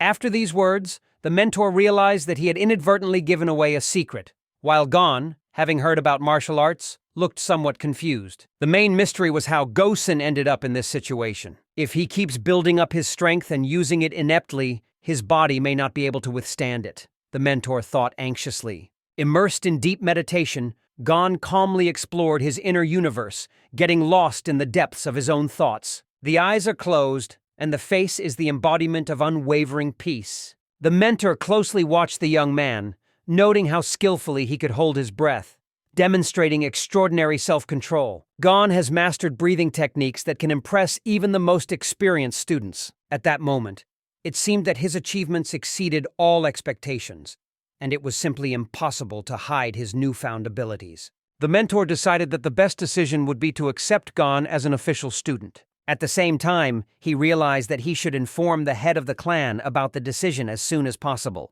Meanwhile, other events were raging in Hong-Oh's hut. A leisurely conversation was taking place in a cozy room, enveloped in an atmosphere of harmony and rich aromas. A pleasant aroma wafted from the cup on the table. In a cozy hut, Hong-Oh sat next to two companions who were leisurely enjoying their tea. Yun-Yong Kang, a renowned swordsman, flatly refused to take a cup in his hand if someone he didn't know offered him a drink. Nearby stood his student, Moon Sam-Young, watching closely, full of curiosity. Finally, the bearded man carefully sipped his tea, savoring its aroma. Hong-Oh, watching their expressions with pleasure, asked, "So, how did you like this tea?" Suddenly, Yun felt something special.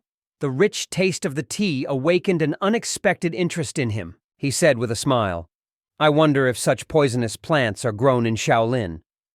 There was a slight sarcasm in his voice. However, it was hard for Yun to hide his surprise when he realized that Hong-Oh had absolutely no intention of sharing this tea with another student. The highlight of this plant is that its root is a valuable medicine, while the leaves, if used improperly, can be harmful. Hong-Oh noted that drinking this tea can significantly improve their learning efficiency. He added that the young man from the Tang family seemed frustrated, as they often argued over similar issues. Hong-Oh ironically noted that the poison idea could be even more effective. Yun just smiled, lost in memories of his younger days when no one could match him. However, he had to admit that Deok-sun, a young man from the Tang clan, had also gained considerable strength. Upon hearing this news, Moon Samyeon thought about Deokseon, known as one of the best martial artists. Moon Samyeon guessed that in his youth, this man might have surpassed Deokseon himself. Stealthily, without turning his head, he glanced at Hong-oh. Meanwhile, Yoon said that there was nothing unusual about this. In addition, he recalled how Hong-oh had defeated him in sword fights more than once. It was hard to comprehend that the great master had finally been defeated. It was incredible for Moon Samyeon to even suggest that someone could control a sword with such skill as to surpass Shaolin. Yoon recognized Hong-oh as a true genius, admiring his outstanding skill. His swordsmanship surpassed all masters, and his ease and grace in Tai Chi surprised even the most experienced. His sword strike was faster than the attack of the legendary Jeon Sol Guillaume, the master of the fast sword. After listening to all these praises for a short time, Hong-oh asked to stop reminiscing about the ancient past, because these stories irritated him, and he could lose self-control at any moment. Yun, smiling, emphasized that Hong should accept his defeat that time. "Look at you! You came all this way just to say that?" Hong exclaimed, slamming his glass on the table. The atmosphere of tension grew when Yun finally revealed the true purpose of his arrival. He turned to Han with a request, wondering if he felt his fighting skills were being wasted. Yoon recalled their bet, recalling Kwang Mok, who once decided to teach martial arts, but didn't tell anyone. Yoon wondered if Hong would be able to lift the restrictions on his training. Thinking about this ban brought back memories of the past that seemed to still have an impact on him. Their differences in views on martial arts often led to arguments between them. So, to prove their point, they decided to train students and compete, using them as messengers in the competition. However, Han noted that we should just wait a few more years. Yun could not imagine that Hong had chosen a student whom he intended to teach the Shaolin arts, and decided to ask about it without hesitation. However, Han insisted it was just a matter of waiting a little. "In 5 years, I will definitely win," Hong said with unwavering faith, never taking his eyes off Yun. "So hold on if you want to witness this moment," he said defiantly. Saying this, Hong burst into an infectious laugh that filled the entire room and echoed in every corner. Yun thought every time Hong smiled like that, it meant something unexpected. Yun's memory flashed back to all the incidents that had arisen because of that familiar smile. What was Hong planning this time? Meanwhile, Gon's mentor stood on the mountainside, staring into the distance, lost in deep thought. He recalled a recent conversation with another monk about the headman's desire to see him with a young man named Gon. However, the mentor was certain that now was not the time for this. He even wondered, does the head realize what this young man is truly capable of? Finally, the mentor decided to approach Gon to inform him that today they would be descending from the mountain. The mentor warned that they might have to meet with the head of the temple, so he persistently asked Gon to be as polite as possible. Gon immediately sensed something suspicious and started making funny faces. The mentor looked at Gon and asked, "What's that funny expression on your face?" Gon replied that his face had become like that because he was thinking about how not to get hungry when they got down from the mountain. The mentor encouraged him, promising that delicious moon cookies would be waiting for him at the finish line of their journey. "The Mid-Autumn Festival was just recently, so there must still be some cookies left," he said with a smile. As soon as he imagined the delicacies, little Gon's eyes immediately sparkled, and his drool flowed like a river. Without wasting time, he instantly threw down the broom he had just been working with, and resolutely set out on the road. For the sake of a moon cookie, he was ready to come down the mountain in an instant. All grimaces disappeared from his face, leaving only a radiant and impatient expression. After a while, they were already descending. Gon remembered how 7 years ago, exhausted, he had considered this his end. But now he was full of health, and it seemed to him a real miracle. He firmly decided that the next time he met Master Hong-oh, he would definitely ask him to show his skills again. During the descent, he performed such an unexpected act that his mentor Mok asked in amazement, "What did you just do?" Stunned to the bone, the mentor immediately turned to Gon to stop. Looking at his feet, the mentor instantly realized that the boy had used the Tenahansenbo technique. The realization that the situation was getting more complicated dawned on the mentor at that moment. How did this guy master an attack he had no idea about? As he thought about this, the mentor felt his head begin to pound. The problem wasn't just Goni. The mentor was also worried about his older brother. Soon they descended the mountain and found themselves in the temple courtyard. The mentor focused on explaining several important rules to Gon. Avoid noise, do not talk loudly, and under no circumstances wander without permission. However, Gon remained calm and assured his mentor that everything would be fine. Suddenly, a powerful feeling of surprise filled his heart. He noticed 2 monks approaching directly towards their group. When the monks came even closer, they asked for what purpose the guests had come here. "Can you imagine Shaolin as a place where you have to announce your arrival?" Mok said with a touch of sarcasm. "I came to meet Brother Banchan as we agreed in advance." The monks only bowed politely, letting them pass. Gon slowly realized why Kwang Mok was known as a complex and stubborn personality. Mok immediately shouted at the boy, demanding to speed up, although he never explained where they were going. They reached the temple dining room, the place where students and everyone who lives in Shaolin usually eat. Mok approached his younger brother, Quan Rio, who looked at him in surprise, not expecting to see his older brother here. Mok, glancing around, asked, "Are you still working in the cafeteria?" Quan Rio replied with a smile, "Movement is life for me. I can't stand by while others work." Gong looked at this place with interest, realizing that this was where the dishes for the entire Shaolin temple were created. Quan Ray looked at the boy intently, not recognizing him, and turned to Mok. "Isn't this your new student?" Mok instantly objected. "No, he's not my student. He's just a boy I have to take care of for a while." Quan Ray leaned over to greet Gon and asked his name. They exchanged names, making a simple but important acquaintance. However, Mocha had a more urgent matter to attend to. He informed his younger brother that he had to meet with Brother Banchan and asked Quan Rio to look after the child for a while. The mentor turned to Gon, saying, "Spend some time here and taste some moon cookies." It was a real mystery to Quan Rio, as he had rarely seen his brother show such concern. Mok just waved it off lightly, calling it a small matter and assuring him that he would be back soon. "Big brother has remained the same," Quan Ray mused, watching Mok walk away. Quan Rai decided to establish communication with Gong, asking him to stay a while and promising to return with moon cookies. Within minutes, Gon was holding 3 moon cookies in his hands. To him, it looked like a whole mountain of goodies. His joy knew no bounds. He did not hide his excitement at the opportunity to enjoy these delicacies. At that moment, his emotions were so strong that he could barely hold back his tears, and a small drop still appeared in his eyes. And then the long-awaited moment came. The cookie almost touched his lips. The gentle crunch of the sweet and soft cookies was a real delight. Gon's eyes lit up with delight.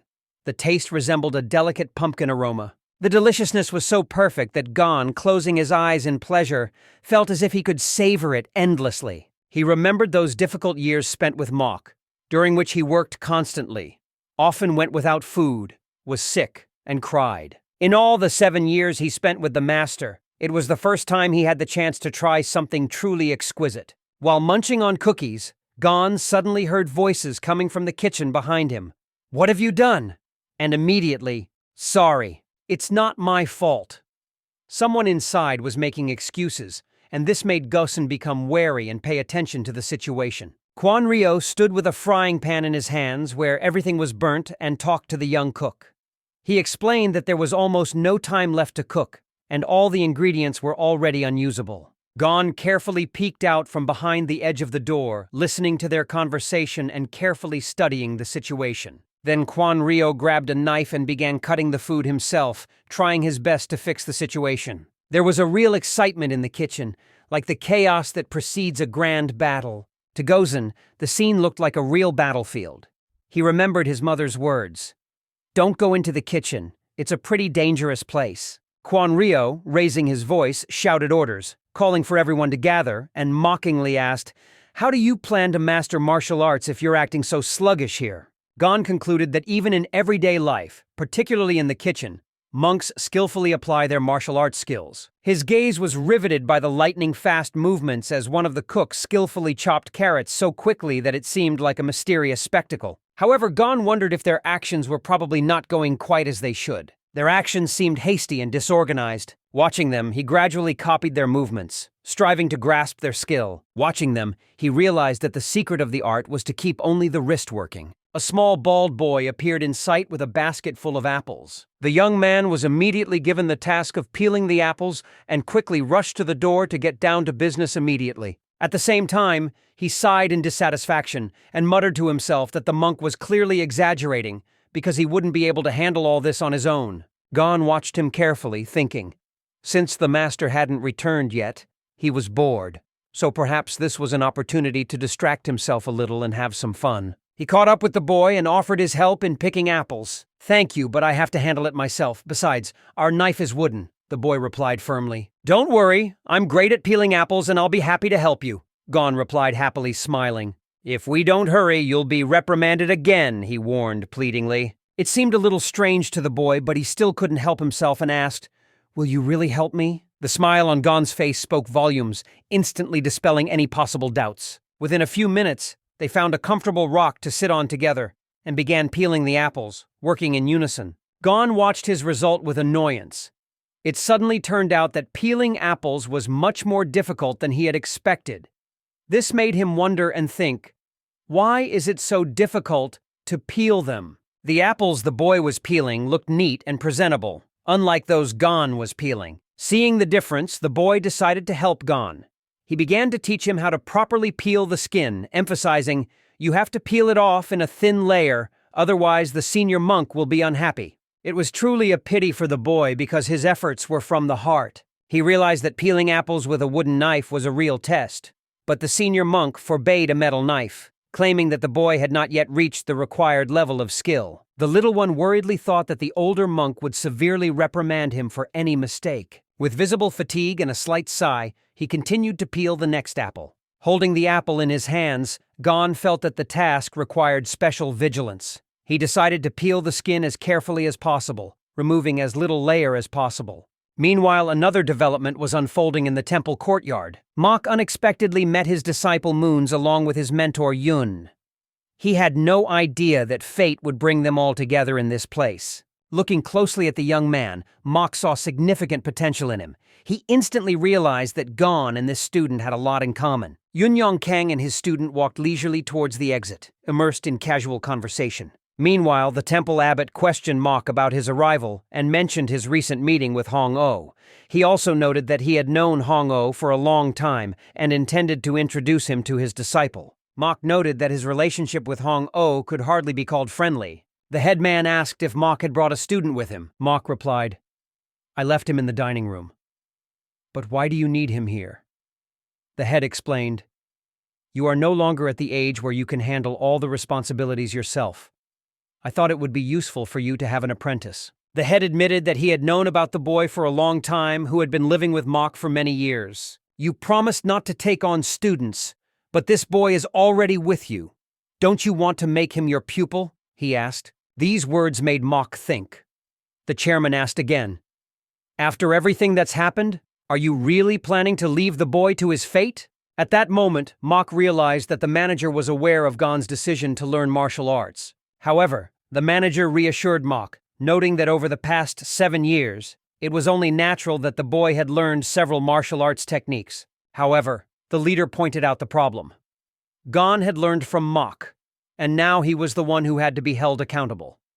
Mok tried to object, claiming that he was not the boy's teacher, but this did not convince the leader. "You still have to resolve this issue," the leader said, to which Mok noted that for this it would be worth negotiating with the boy's family. However, the leader announced ahead of time that he had already sent a letter to Gosen's parents, who gave their consent. It was a real shock for Mok to learn that the leader had decided to contact the boy's family on his own. He agreed that Gon was indeed talented, but decided not to continue his training. The head, deciding to avoid controversy, nevertheless emphasized the importance of caution. Both the young student who takes up the study of Shaolin art on his own and the monk who watches it indifferently, each of them steps on the wrong path, he concluded. Because of this, the chairman advised Mok to correct his own mistakes, otherwise he would face serious punishment. Gon faces eternal imprisonment in the confessional if the circumstances do not change. The leader asked if Mok could accept this turn of events. Mok was not concerned about his own fate, but the prospect of punishment for the boy deeply troubled him. The headman added, "If you do not wish to take him as a disciple, you will have to give him to someone else." He noted that he had never seen anyone learn Shaolin skills just by looking from the side. "It should be taught according to all the canons," the leader noted. If Mok doesn't show any desire to do this, the headman promises to send Gon to Hong-O for training first. After mastering certain skills, the boy will be given to the next mentor. Mok was deeply shocked by what he heard. Mok could not realize that this news came from the head himself. The head only remained silent, nodding his head and confirming his aspirations. At this time, Yun, walking with his student, explained that from the outside, Shaolin gave the impression of an ordinary temple. "At first glance, it's an ordinary temple," he noted. However, the student disagreed, noting that many people consider their Huasan to be unsurpassed. The master smiled, admitting that Shaolin should not be considered a place that deserves the title of the best. Shaolin is not just a temple, it's a giant cave, Yun clarified. All other martial arts are like pillars growing from this solid rock. Although the pillars may change, the rock itself remains forever unshakable. Often people misunderstand these concepts. Even though we are leading the way among the pillars, does that mean we are truly unbeatable? No, we will never be the best, he noted. The student felt doubts about whether there were any real geniuses among them. Yun sensed his doubts, as this question worried him as well. However, Moon Samyan did not fully grasp the essence of what his mentor was trying to convey. Yun remarked, "Given your talent, you will soon achieve independence, and then you will encounter the unshakable stronghold known as Shaolin," Yun said to the student. He advised the student to be vigilant and study all the details of what would happen here. Moon Samyong listened intently to every word of his master. After that, he bowed with deep respect, assuring that he would certainly conquer this rock and would not disappoint his mentor in any way. The master put his hand on his shoulder and said, "These are not only my hopes, but also the dreams of all of Hwasun." At that moment, Yun noticed a look of envy on Hong O's face, which filled him with joy, for he realized that his opponent was seething with anger. But suddenly, Yun became alert. His face became focused as he sensed something unusual and turned back. His gaze, like lightning, focused on the energy raging at the entrance to the temple. Gon settled down in the same spot, methodically peeling apples with a wooden knife. Yun felt a force coming from afar and thought, who could it be? Could it be he's from Shaolin? He addressed his student with emphasized urgency. "We must go to an important place immediately." Moon Samyung was confused, unable to understand what was happening around him. Yun didn't say anything, just instantly rushed towards the exit. At the same time, Gon showed the little boy an almost masterfully peeled apple, which the child could not contain his surprise. Even a wise elder monk could not have masterfully removed the skin, leaving it intact and whole. It was truly impressive. After that, Gon decided to demonstrate his virtuosity in peeling apples. His tense and serious face caused an unexpected smile. It was so funny. However, the result did not fully meet his expectations.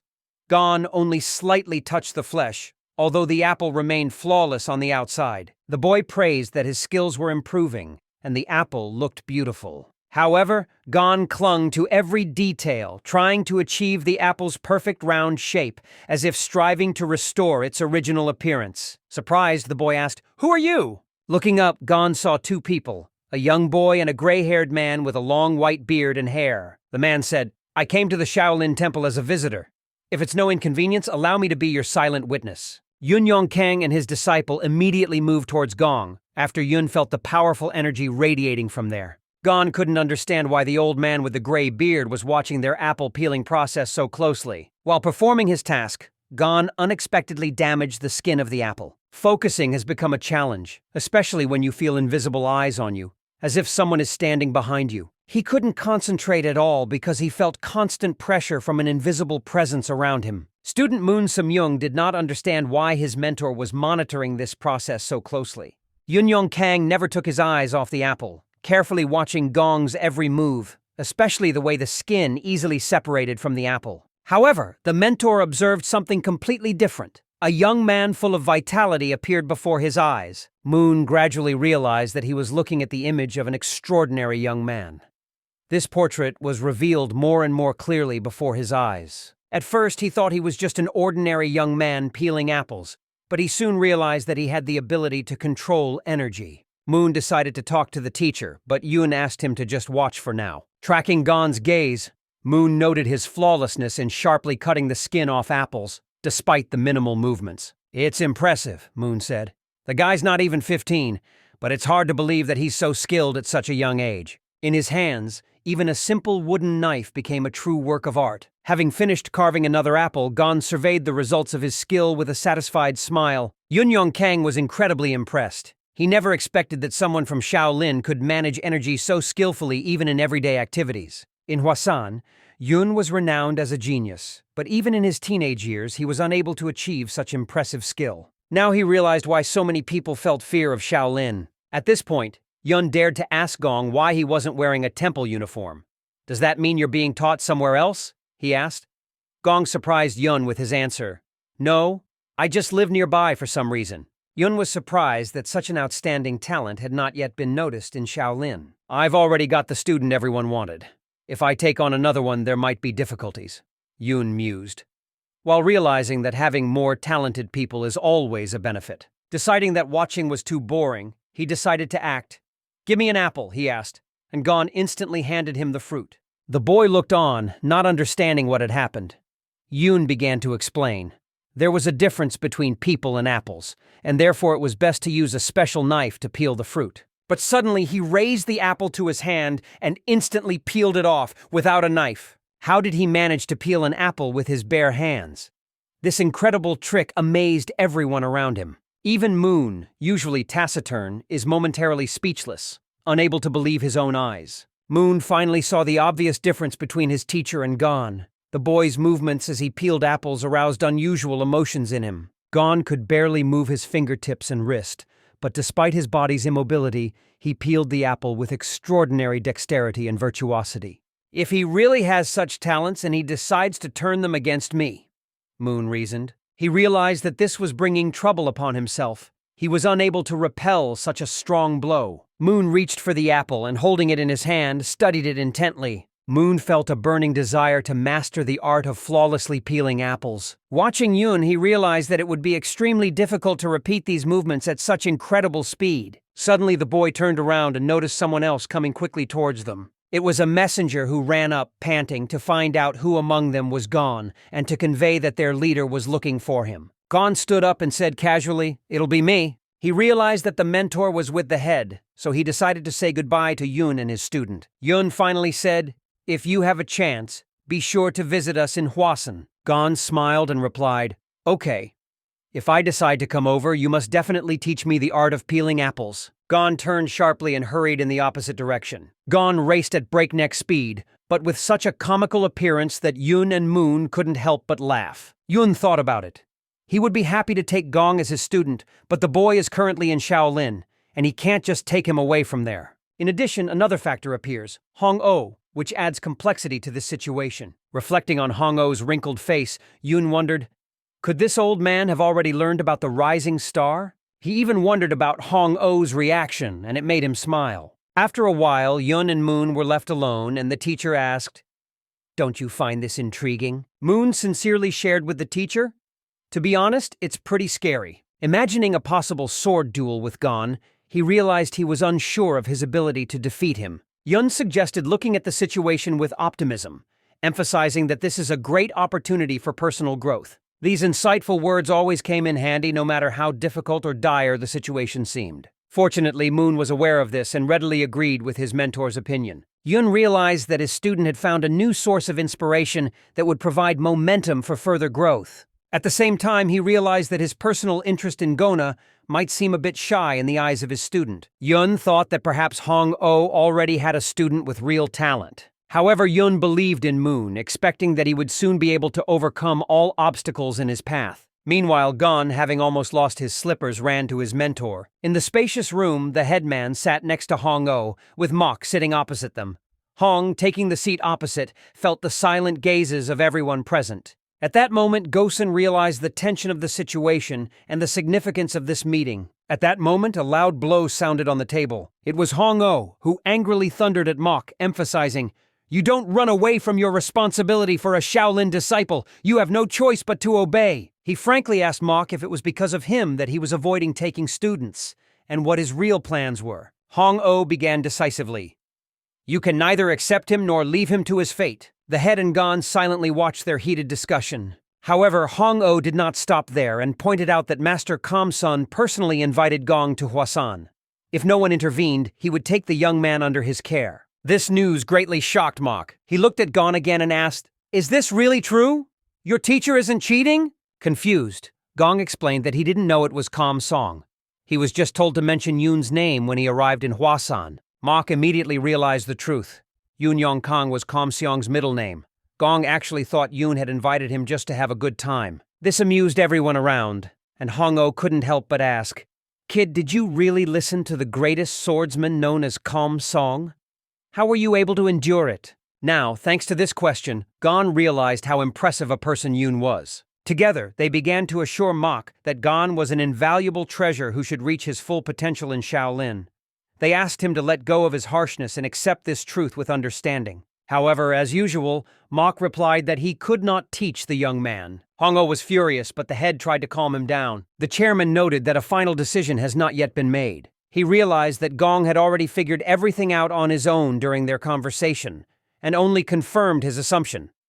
Shaolin intends to invite you to the temple to teach you martial arts. The temple head explained that in order to become a disciple, you had to shave your hair. Then he gestured to introduce Hong-Oh, indicating him as your future mentor. Meet your new mentor, this wise old man, the headman proclaimed. After that, he gave Gosen the opportunity to share his impressions. At that moment, Mok simply listened intently. Everyone waited with interest to see what the young man would say. Gon thought about it.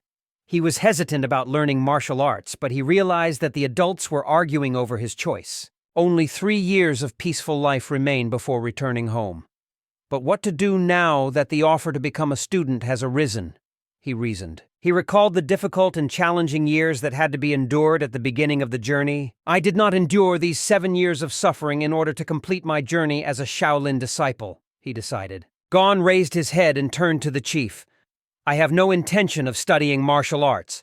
I plan to return home in 3 years, and I don't think I'll need it. The 3 masters stood speechless with amazement, their mouths open and their eyes wide. Hong-Oh tried to persuade Gong, arguing that martial arts were not just about technique, and that Shaolin training was not for everyone.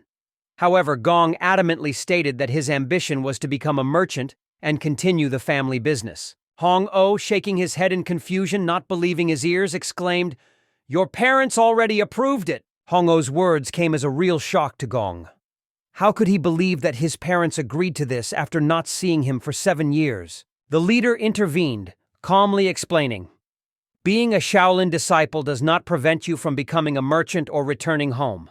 However, in 3 years, you will master the basics of our art. The chief couldn't understand how Gon could neglect such an opportunity, because many people were willing to pay a fortune to become Shaolin disciples. 3 years, Hong-Oh said succinctly, emphasizing the duration of the training. Hong-Oh assured, just a little more patience and in 3 years you will be able to return home. Mok continued to sit silently, unable to utter a single word. Gon also felt insecure when it came to martial arts. However, he did not leave the desire to master the skill of movements as perfectly as Hong-Oh does. He realized that he had probably already mastered the art of avoiding unnecessary movements.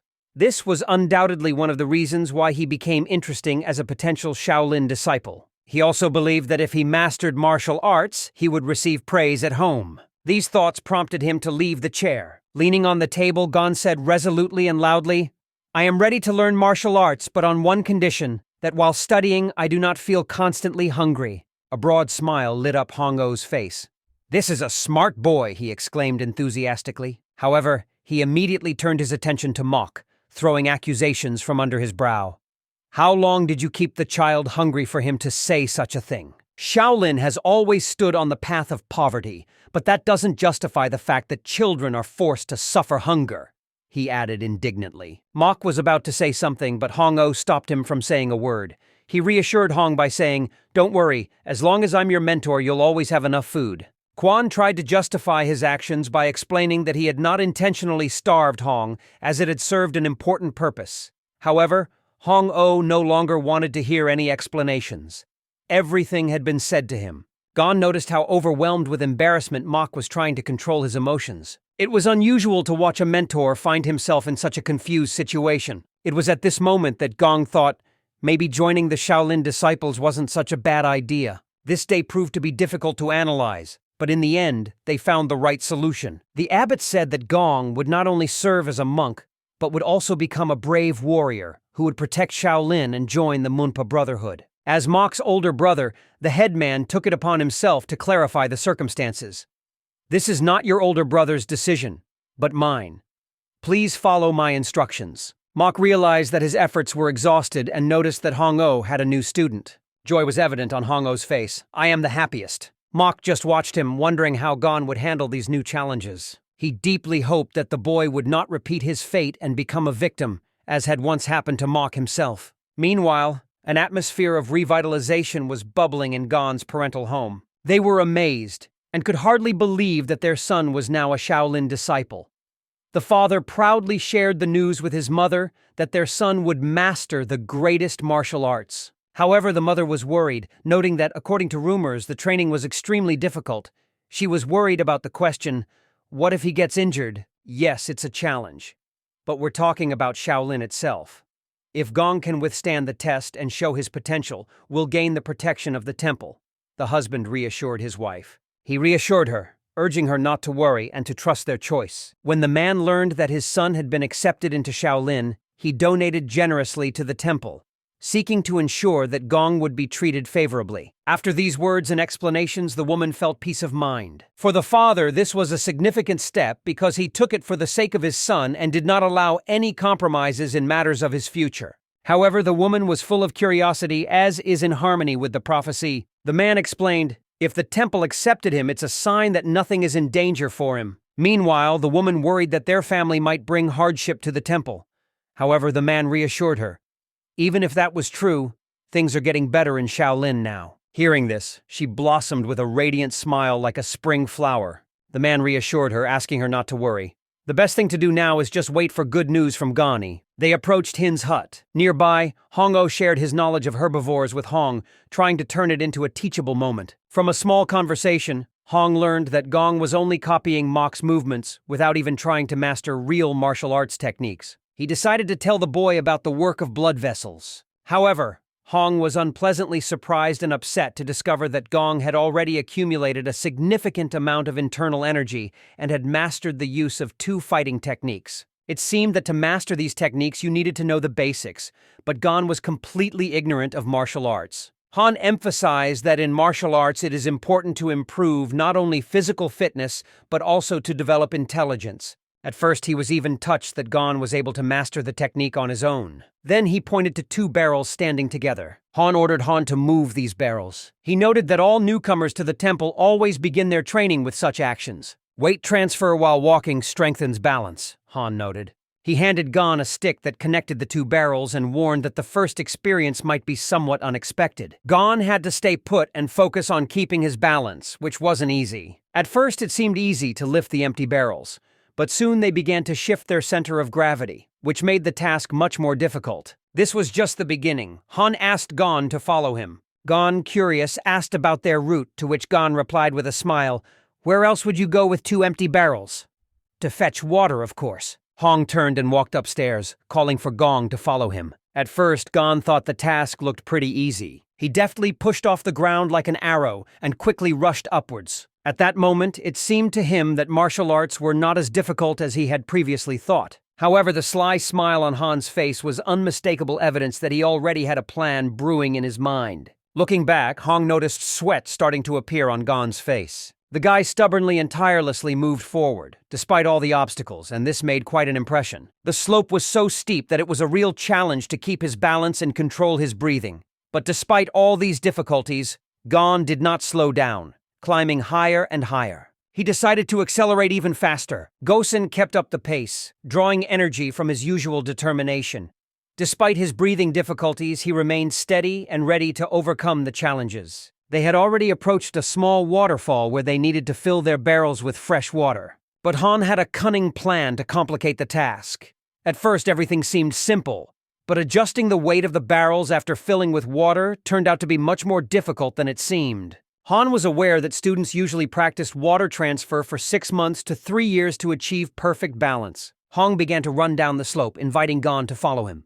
Gon ran briskly after him. In a moment, the buckets were glistening with water, and it was time to head down. However, as soon as Gon stepped forward, everything went wrong. His legs suddenly gave out. The heaviness pressing on his shoulder caused unbearable pain, and Gon's body bent forward inexorably. It was extremely difficult to keep my balance, and a few drops of water rolled to the ground. What should I do?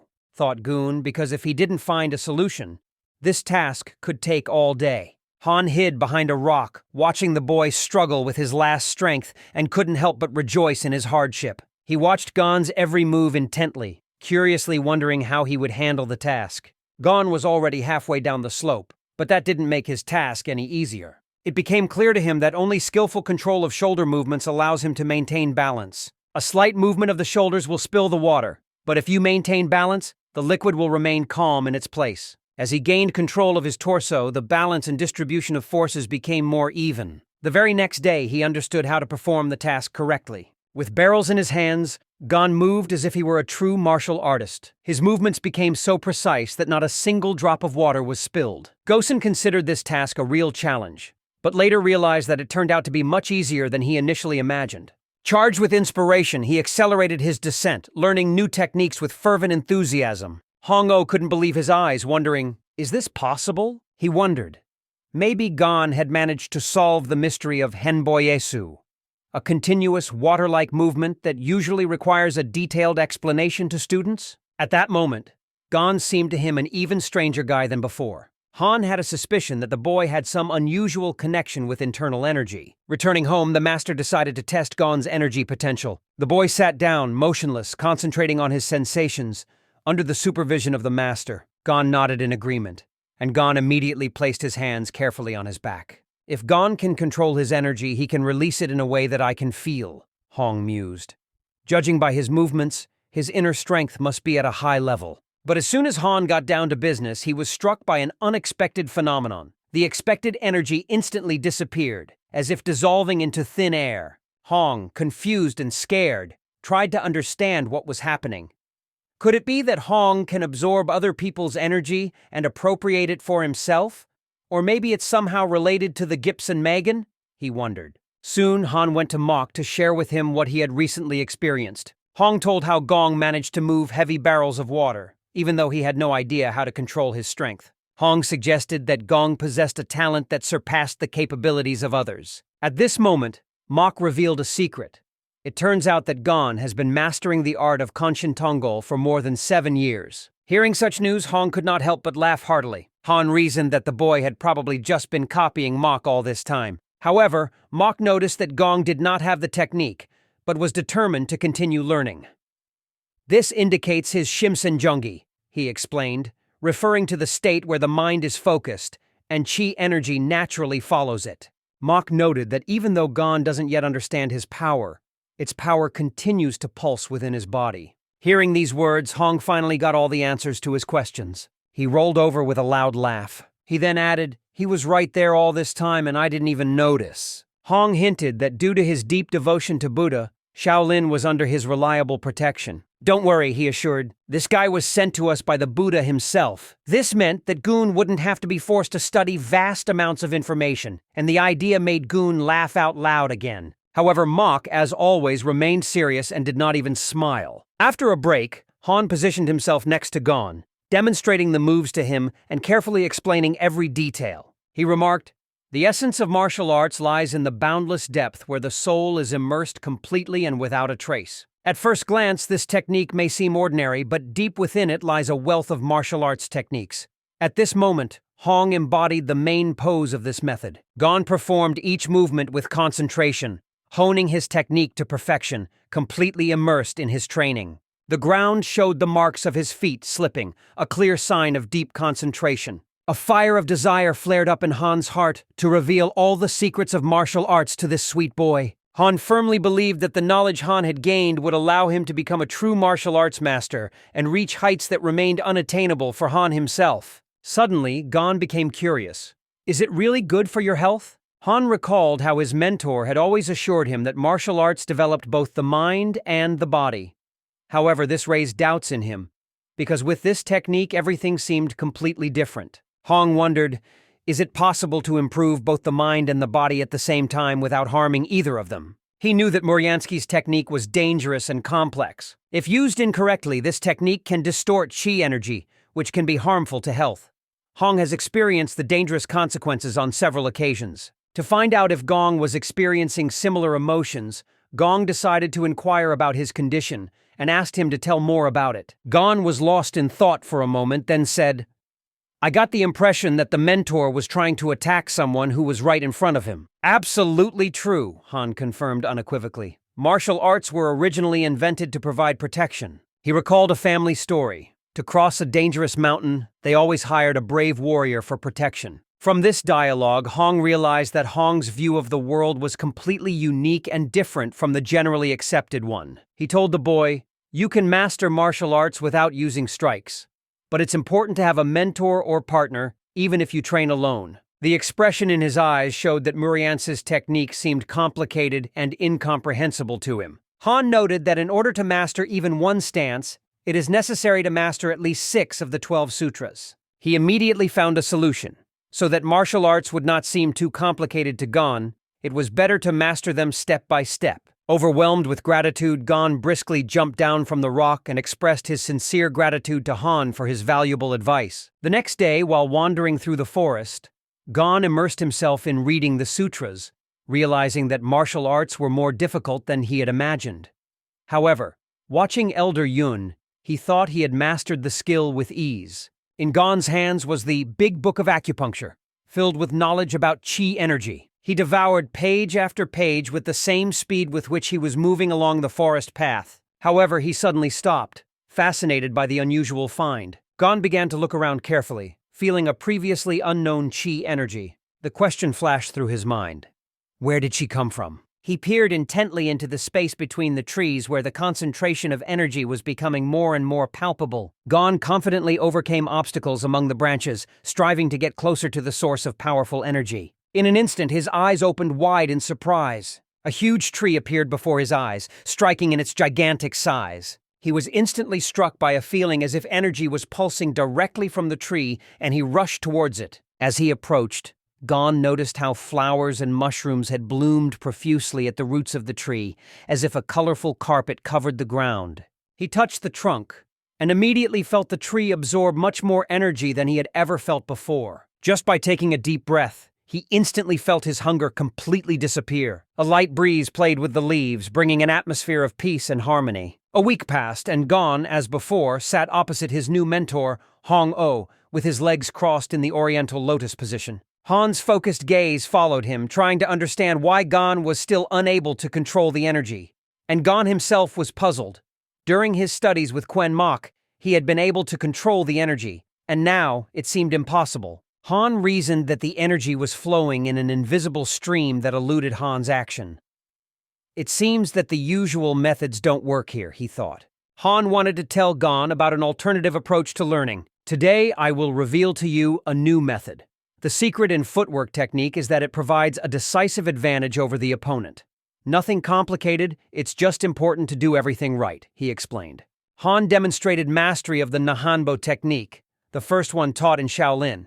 Its peculiarity is that at first glance, the person seems motionless, although in reality, he moves smoothly. The mentor's advice that the ability to skillfully move his feet helps to dodge the opponent's blows only inspired Gon to train even more. But during his training, Gon felt an unusual surge of energy that made him wonder, is this technique really beneficial? He thought, what if we try not 23 steps but 28? And immediately started experimenting. Quickly realizing his potential, Gozen realized he could take even further steps. However, this task proved to be difficult. Gozen realized that the next 10 steps would be a severe test for him. The smile never left his face as he wondered why, if it was so simple, he hadn't been taught it from the beginning. 3 months passed, and a significant discussion took place in the Shaolin abbot's office. An indignant Mok entered the room. He accused Master Han of teaching Han martial arts techniques that belonged to other schools. The head couldn't believe what he had learned, because he himself had previously warned Han against teaching Han techniques from other martial arts schools. At first, he thought that Mok might have misunderstood something, but Mok firmly assured him that he had witnessed it with his own eyes. Han is resorting to techniques from the Konlunpa and Kondopa schools. These exercises could put him in danger, Mok exclaimed in despair. The head turned to Mok with the question, is it realistic that Gon will master these techniques in just 3 months? Mok responded by asking, are you implying that this task is unachievable? The leader replied with cold confidence, I don't think so. But this young man has an extraordinary ability to learn simply by watching others. We can't influence that in any way. His brother's words and the leader's reaction made Mok think and remain speechless. Although he wanted to object, he realized that he had no arguments. He had no choice but to leave the office and head home while the boss mused about Gon's extraordinary talent. Even Kam Song had noticed his abilities. Even if Shaolin decided to improve Gong to a certain level, it would take at least 20 years. The key problem is that Gong has almost no interest in martial arts. The head really wanted to believe that his assumption would turn out to be wrong. His thoughts were suddenly interrupted by a message from outside the door that Monk Wan Ho had come to visit him. While enjoying a cup of aromatic tea, the headman asked the guest what his purpose was in coming to him. As the head of the Gyulwan temple, Wonho noted that his visit was due to strange news brought to him by his disciples. "I heard that one of the masters practices very unconventional techniques," Wonho noted. He emphasized that these methods are among the 10 most outstanding techniques of modern martial arts masters, significantly surpassing the skills of the teachers of the Munpa school. With curiosity in his voice, the leader asked, "What kind of techniques are these?" Wonho remarked, "We found that the Munpa are keeping a close eye on Shaolin, and this seems to be a rather unusual phenomenon." The leader clenched his rosary tightly in his hand, feeling the situation begin to enter a tense phase. Wonho wondered if it could just be a coincidence. The head recalled, yes, Kamsun was indeed on the main mountain when Gong set out for Hong-O. People focused their gaze on Shaolin, starting to watch him closely. It seemed that Una decided to act more actively, perhaps because of Hong-O, since he is involved in the boys' education, and they are unable to stay away. The question arose, what is the next step? They suggested that leaving the boy in Hong-O's care was not the best option. The head was worried about his decision, as Wonho had a strong say in the temples. If he expressed his displeasure, it could indicate that the rest of them supported this opinion. Wonho insistently demanded clarification from the chairman regarding his plans. Closing his eyes and taking a deep breath, the head finally admitted, "Okay, I understand." The next day, a meeting of great importance took place. Gong showed up to meet Wonho, accompanied by his mentor Hong-O. Wonho informed Gong and Hong-O about the Shaolin Festival, a shock event where students from the monastery have a chance to showcase their skills. The winners had the unique opportunity to compete with the temple's masters, gaining the chance to master the combat technique known as Ascension. Gon stood in silent amazement, trying to understand what he had heard, as his knowledge was limited to a few details. Hong listened intently, eager to find out the real reason for Wonho's visit. However, Wonho shared news that made Hong immediately feel indignant. Wonho said that as a disciple of the temple, Gon must participate in the festival. This caused dissatisfaction to Gon, but he only became a disciple 3 months ago. However, Wonho stood his ground, stating that the decision remained final, and gave several convincing arguments in his support. No problem, he was just focused on fighting. Hong brushed it off, trying to downplay Gong's role. This intrigued Wonho, and he asked, "What kind of fight are you talking about?" Han's response was so witty that it was hard to stay serious. Proper walking technique. Wonho looked from the temple head to Han and back in surprise, still not understanding what was happening. The head took the floor, adding, "In any case, Gosen will have the opportunity to learn from others and gain valuable experience." Everyone was eagerly awaiting the results of their training from Han as a mentor. And Han himself, dreaming of how the Shaolin masters would watch his steps, could barely suppress a sly smile. "They will be amazed to the core," he thought to himself with joy. Hong only asked for a few days to prepare. Wonho agreed, but warned. In exactly 1 week, Hong would face the winner of the festival in a duel. In addition, an exception will be made. The duel will be held in secret, and the winner will have the opportunity to face Bonzum's student in battle. The mention of secret greatly embarrassed Honorable. However, the head agreed that Wonho's words were appropriate. If Gong was defeated, it could lead to unrest among the students. Han waved his hand carelessly, hastening to add that Han's speech seemed completely pointless to him. Then the chief turned directly to Gon. He asked the young man if he had the determination to accept the challenge. As he spoke, Gon nervously swallowed the saliva that had accumulated in his throat. "If I'm really a Shaolin disciple, I have to do this. But there will be no deaths, right?" he asked with a worried remark. The head, closing his eyes, replied quietly, "A battle usually ends in the defeat of one of the sides, but sometimes fortune smiles, and everything goes without casualties." He advised Han to proceed with caution, but Han, looking at him intently, asked, "Are you really scared?" Gosen spoke clearly and confidently. "Why should I be afraid at all?" "No, it won't scare me. For a true warrior, the most terrible thing than death is the loss of one's dignity," he noted. The answer made the boss smile as he appreciated the boy's courage. However, Wonho remained serious, keeping a close eye on what was happening. The boy became a little nervous when he felt the powerful Wonho's gaze on him. It immediately brought back memories of his first meeting with mentor Mok. In the past, Hong almost got into trouble because of his careless approach to studying. He was expected to be severely punished, but Hong learned to master the techniques on his own, so none of what Hong feared happened. If it weren't for the respect for Shaolin, Han would have been gone long ago. Ho, who taught the novices, was also aware of this story. However, Shaolin will no longer shine in all its glory, as the situation has deteriorated significantly due to the financial crisis. Both wondered what awaits the child being raised by Hong-Oh. Gon, understanding the secrets of fighting schools, got the opportunity to change the situation for the better. If the difficulties we have already seen are repeated, it is doubtful that Shaolin will be able to successfully overcome them. Ho urged Wan to calm down, explaining that they already had a plan of action. He emphasized that he will be one of the judges at the festival. If it becomes known that this boy has mastered techniques from other schools, I will do my best to make Han bear responsibility for this, he noted. Ho happily accepted this statement, pledging to resolve all other issues. If everything goes according to their predictions, it will be impossible for Han to escape punishment. Their eyes reflected undisguised cunning. By the way, each of them came with a clear and well-thought-out plan. Ho was convinced that Hong, as a monk, had harmed others, and his sins could not go unpunished. Ho decided to take on Hong's karma, even if it meant risking his own life. I am willing to endure this for the sake of Shaolin, he said with determination. The next day, Gong stood before Hong-Oh, who said, "You know how to dodge, now it's time to master the art of attacking." "You don't win by just dodging blows," Han noted. From that moment on, he decided to teach Gon the art of striking and attacking. Han showed how to skillfully control his fists while executing strikes.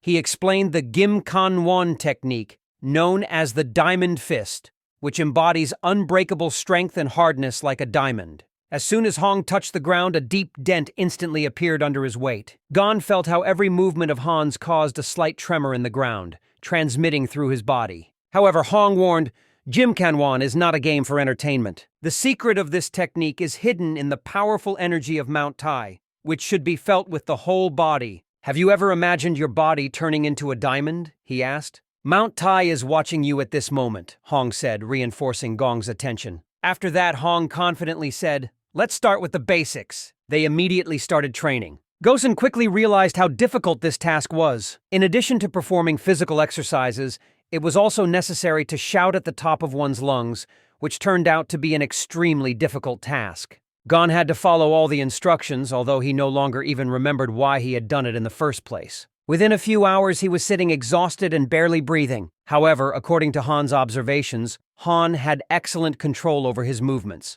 But why was it so difficult for him to master the attack technique? Hong immediately noticed that Gong had not yet learned to use his power effectively. "I will have to think carefully about how to teach him this," he thought. Han ran his hand over his beard, remembering how he had mastered the art of footwork simply by watching the masters, and he had succeeded. He understood that it might be difficult for Gon to repeat what was shown, so he encouraged him to find his own approach. However, Hong warned, "Don't forget that every movement has its own significance. If you don't shout and hit the ground with power, your strength will be wasted." Hong gave Hong a task, but doubted whether he could complete it. Soon, Han realized that loud shouting strengthens his abs and gives him strength. As the abs strengthen, the impact power increases significantly. What would happen if you stepped on the ground with all your power? He wondered. The more you invest, the more tangible the result you get. It is extremely important to take into account the change in the center of gravity. Hong watched the training, standing outside the door and peering intently at Gong's actions. Watching, Han was incredibly impressed by the guy's concentration. He, having extended his arm, intuitively shifted his center of gravity forward, adding incredible power and dynamics to his actions. By focusing on one fist, Gon learned to focus all his power in one center, allowing him to deliver blows of incredible force. Why work overtime like a teacher when everything can be solved with one well-aimed blow? Gosen reasoned, concentrating all his energy in one place. He soon realized this and decided that from now on he would train in this way. Meanwhile, dusk is slowly falling on the street. Han accidentally fell asleep and just got out. Hong doubted whether Hong had completed his training, but what he saw next amazed him. The perfectly even circles that Gon had managed to create through his relentless training were visible on the ground. He bent over the footprints on the ground, amazed by their perfectly even outlines, which seemed beyond even Gon's skill, no matter how hard he tried. He was definitely self-taught. Han constantly stressed the importance of personal training, and it seems that Han had mastered the art of unleashing the body's power, the Palgan technique. However, to truly master this technique, It takes years of intense training. If Hong hadn't seen these footprints himself, he would never have believed it. This is strange.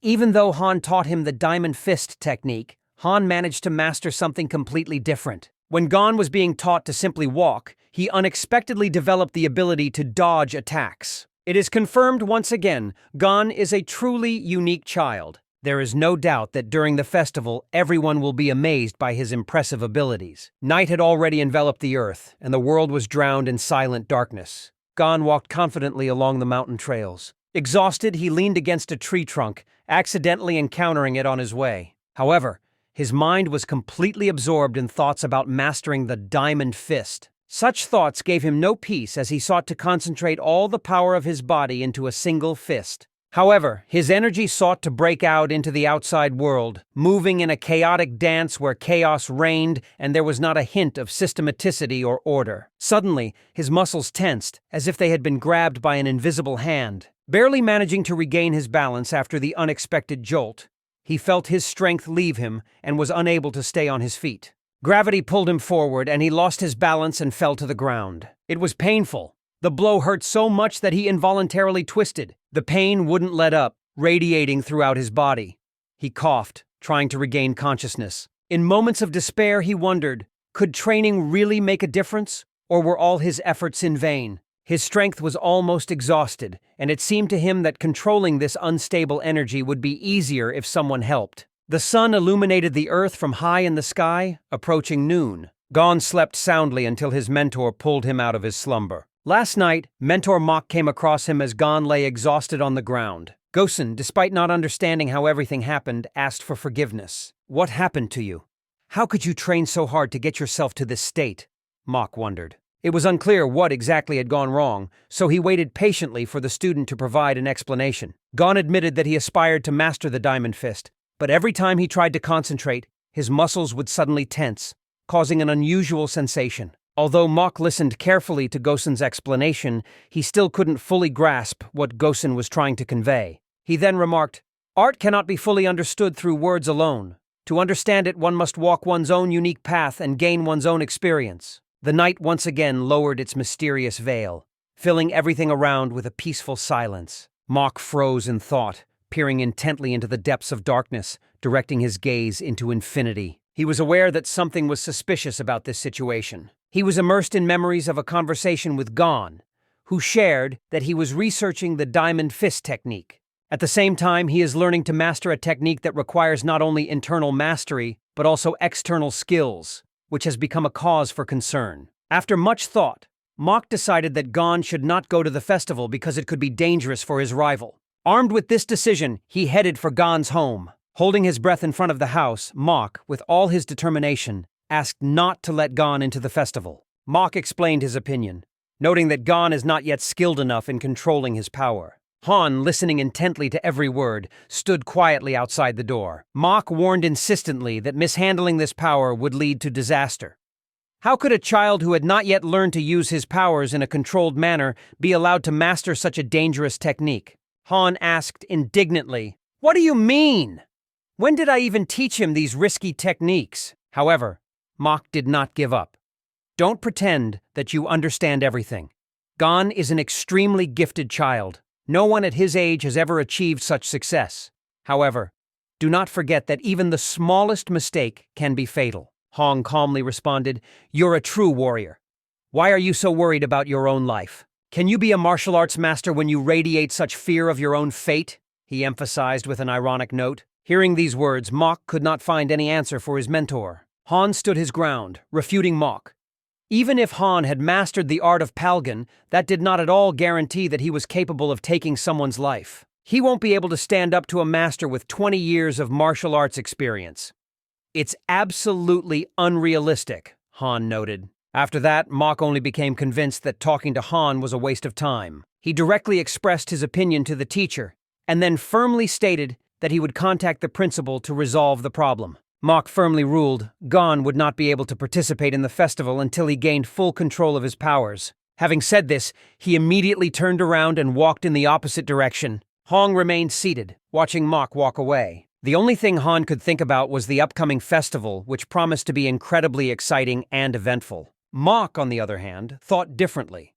If Gon accidentally hurt someone, that burden would stay with him for the rest of his life. His open and sincere heart may suffer an inevitable blow. Mok will not let this happen as long as he remains by Gon's side, ready to always protect him from any catastrophic consequences. On the deck chair, deep in thought, Gon gazed at the bright disk of the moon. His thoughts focused relentlessly on the mystery, how to master the art of controlling one's own strength. Recently, controlling his energy had become an increasingly difficult task for him. He had often wondered if it had something to do with that mysterious tree that radiated incredible power. It seemed that this tree was the key to the solution, because after being saturated with its energy, Gon felt his strength grow. However, Gozen wondered, did he pose a threat to others in this state? Eventually, he realized that mastering the ability to control his own power became his most important task. He firmly decided he would not allow anyone to suffer from his mistakes. At this time, Mok had already gone to the manager to find out everything. However, he learned that it was impossible to make a decision without talking to Wanho and Hong. Mok, like no other, realized how difficult it would be to persuade the teacher. However, his conviction was unwavering. If Gon was sent away, it could turn into trouble for another child. He repeatedly asked his boss if he was willing to take such a risk. But the chairman reassured again, emphasizing that before reaching an agreement, it was important to listen to others and take their views into account, as well as to be prepared for possible consequences. In addition, the chief put forward the idea of giving Gosen a special pill to reduce the possible risk. He tried to comfort Mok by saying that Han was personally training Han. The chairman advised to leave the excitement aside and jokingly added that Mok was behaving like a child. Mok remained silent because he lacked convincing arguments to prove his case to the head. Mok just nodded goodbye and decided to wait until evening, although he was worried in his heart. It seemed to him that even predicting a simple event like the sunrise tomorrow was not as easy as it used to be. The hermit, having spent 3 decades in seclusion, emerged into the light only for the sake of a boy named Gon. Why did he so persistently evade discipleship? And when will this endless suffering finally end? The abbot of the temple was perplexed. He could not understand either the hermit's intentions or the essence of everything that was unfolding before his eyes. The Shaolin Temple training hall was bustling with activity. The students were told the rules. The winner of the festival will have the opportunity to participate in a special duel. One boy was named So Wanmu. He was only 16 years old. The news of the additional fight came as a surprise to him, and he was confused, not knowing who he would have to face in the duel. He heard from other students that his opponent would be a boy personally trained by Master Han. This came as a real surprise to the students, and lively discussions immediately broke out. Many sought to gain knowledge from such a teacher, but all were unanimous. A disciple of Han must be unusually gifted. So Wanmu seemed to be deep in thought, trying to figure out who this mysterious young man was. Meanwhile, the students were lively, sharing the news of Mujin's return, recalling how he gained fame by dealing with numerous criminals. 2 teenagers discussing Mujin's return got into an argument. One was excited about the possibility of meeting him, but the other quickly cooled his enthusiasm, emphasizing that the strongest among them was Seo Wanmu. However, even Seo Wanmu admitted that confronting a Mujin would not be easy. While the boys were expressing their opinions, Seo was nearby and heard their every remark. The guys actively discussed many topics. Martial arts predominated among them, but this did not prevent them from finding other interesting reasons for conversation. Seo Wanmu was extremely interested in the fact that his opponent at the festival would be a young man from the noble Jin family. Upon learning of this, he approached the group of students and firmly declared that he would defeat that boy. Urging them not to worry, he assured them that he would win all the duels at the festival, including the extra one.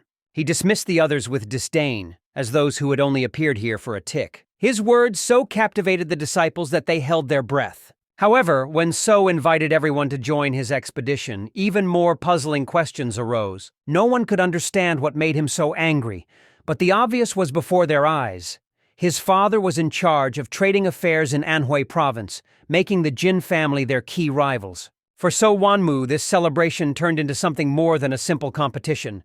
It became a battle for family honor. The thought made him clench his fist, remembering how 5 years ago he had left everything to move to Shaolin. There was no room for defeat here. He had to win and wipe this guy from the Jin family off the face of the earth. At that time, Zhanggon devoted himself to training, putting all his perseverance and energy into it. Thanks to Han's mentorship, he delved deeper into meditation, perfected his techniques, and mastered the art of self-control. Seo Wanmu didn't waste a single minute. He trained hard, perfecting his fighting skills, and with each sparring match, he gained more and more strength. Time passed steadily, and now the day of the decisive duel had arrived.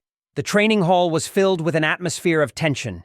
Even among the experienced Shaolin masters, rumors were spreading about the exceptional abilities of the student So Wanmu. However, everyone was eagerly awaiting Zhang Gon's performance. Although he had studied under Master Han himself, there was concern that he had only begun studying martial arts a few months earlier. The predictions were that Seo Wanmu would be far superior to Hong.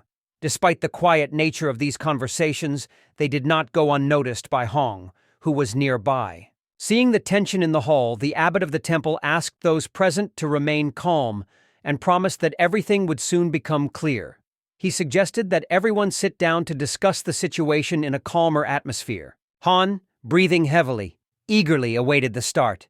He understood that time would bring clarity, and he was ready to see how all the pieces of the puzzle would come together after this fight.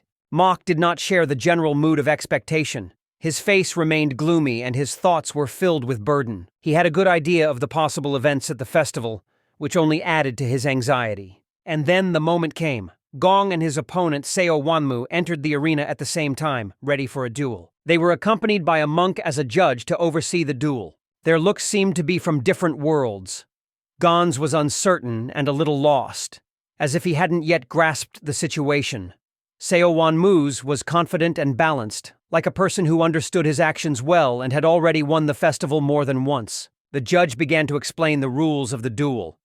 They seemed simple, but they contained several subtleties that required special attention. Hearing this, Gon wondered if he would have enough strength to handle everything. A large crowd of spectators gathered for the battle, all eager to see something truly spectacular. As difficult as it may be, panic is not an option, especially when you are being closely watched by a mentor. Gon, holding his breath, glanced at Han and mentally promised, "Don't worry, mentor, I won't let you down." Full of optimism, he focused and prepared for the upcoming duel. Hong was also thinking. Over the past week, Hong had greatly improved his footwork and attack techniques, but his control over power still needed improvement. The biggest concern was the possibility that Gon might get too carried away with using attack techniques. This was what worried the mentor the most. At this time, the judge solemnly announced the start of an additional fight of the festival. Gong and Seo Wanmu had only exchanged glances, studying their opponent. Gong knew little about his opponent, but his mature appearance and impressive physique inspired respect and a certain excitement. "I am Seo Wanmu. Let's try this," he said. But not only the figure of his opponent appeared in his mind, but also the image of the son of the Jin family. Gon rubbed the back of his head, smiled mysteriously, and slightly ironically introduced himself. "Well, good luck to us." The battle started and Seo Wanmu instantly made the first move. Starting with a confident stance, he immediately moved on to a decisive offensive. However, he immediately noticed something unusual about Gon, which surprised him. Seo Wanmu noticed that Gon was standing still without any hint of an attack. This confused him, and he couldn't help but ask, "You're not planning to attack?" Gon readily replied that he was ready. But his carefree words made Seo wonder, was Gon not taking him seriously just because he was Han's student? In reality, it was something else entirely. Gon was simply nervous, as this was his first serious fight. But Seo didn't pay any attention to these words. Having mastered his anger, So decided to calm down and not waste time thinking. He swiftly charged forward, aiming his fist directly at Gon, and even as he ran, he shouted, "Forget about your abilities, because in the end, your nose will still end up broken." His fist almost reached its target, but at the last second it missed, flying past. How was he able to dodge? And he's a rookie? These thoughts flashed through So Wanmu's mind, increasing his surprise. However, he concluded that Gon was simply unlucky, and without delay proceeded to prepare a new attack. Gon, effortlessly and gracefully, once again avoided the blow thanks to his incredible movements. So Wanmu moved with sharpness. Pushing off the ground with powerful blows, he attacked with unbridled aggression. Each of his powerful blows seemed to be relentless, but none of them hit the target. But at a certain point, Gon noticed the extreme threat of the blow, and at the last second, he deftly dodged, saving himself from danger. At this moment, Mentor Mok froze with his mouth open, fascinated by the development of the duel. He couldn't take his eyes off the fascinating spectacle, only asking himself, What is happening here now? Ma couldn't figure out the secret that allowed Gon to dodge blows with such effortless grace. Even high-ranking monks noticed how perfectly Gon controlled every movement of his body. One of the masters quietly leaned over to Hong-Oh and quietly remarked that with such abilities, Gon could easily fend off even Bon San's student. He asked with interest when exactly the young man had mastered these skills. Han explained that these are not new techniques, but rather reinterpreted old methods. He noted that Gozan invented these techniques on his own, and his role was only to teach the basic principles. At this moment, the temple abbot, along with Wanho, were closely watching the progress of the battle. They clearly understood the consequences this battle could bring. In contrast, Seo Wanmu felt confused. He could not understand how to reach Gon and why his blows repeatedly missed the target. Confused, he sharply called Gon a coward and shouted that he should finally stop his cunning evasions. Gon calmly noted that he was simply trying to avoid attacks and had no intention of striking unnecessarily. However, what was said only increased So Wanmu's anger. Anger so gripped him that he decided to use a new technique, devising a cunning plan. He had kept this hidden technique in reserve, like a trump card up his sleeve, but now he dared to use it, lunging straight at Gon. Gon stood motionless, watching Seo's huge body quickly approach him. Gon tried to understand the mystery of this attack, but remained uncertain from which direction to expect the attack. The best solution in this situation was to simply retreat. However, So confidently closed the distance, getting closer and closer. From the stands, it seemed that the real battle was just beginning to unfold. Seo Wanmu was certain he had found Gon's vulnerability. Quickly moving around him, he prepared to strike his opponent squarely in the back of the head. Seo Wanmu's hand came almost to the back of Gon's head, and again Gon skillfully stepped aside, as if dancing on tiptoe, giving the impression that he was floating through the air. Soku inexplicably missed and his shot flew wide. Gon suddenly disappeared from sight, as if dissolving into thin air. Gon, carefully watching the fight, discovered a new perspective on the situation, as if feeling the rhythm of the battle. The masters were truly amazed. They immediately realized that they were dealing with the Jamaburo technique, which originated from Kondongpa. They were surprised how a Shaolin disciple had mastered the techniques of a foreign school. However, Han asked them not to make any noise and to focus on carefully observing the match. Listening to him, the masters followed every movement, focusing all their attention on the dynamic development of events. They were amazed to see the elements of Gymkhana. It's incredible how Gon was able to master this unique technique in just 4 months. It's one of the top 5. How many times can I repeat this? This is not a new technique, Hong said in annoyance, seeing the surprised faces around him. At first I thought it was Gemaboro, but if you look more closely, you can see how elements of Nahanbo and Gimkenbuden are intertwined in it, he noted. These words had already surprised the audience, but Han continued with even more unprecedented news. It turned out that he had not taught Han these techniques, but had only demonstrated them once. The masters believed that this would be enough to save Gon from defeat in this duel. Wonho, as expected, realized that Gon had studied the martial arts of Mimumpa. This discovery seemed important and required immediate action. In the heat of battle, Seo Wanmu realized that Gong's techniques were impressively skillful and dangerous.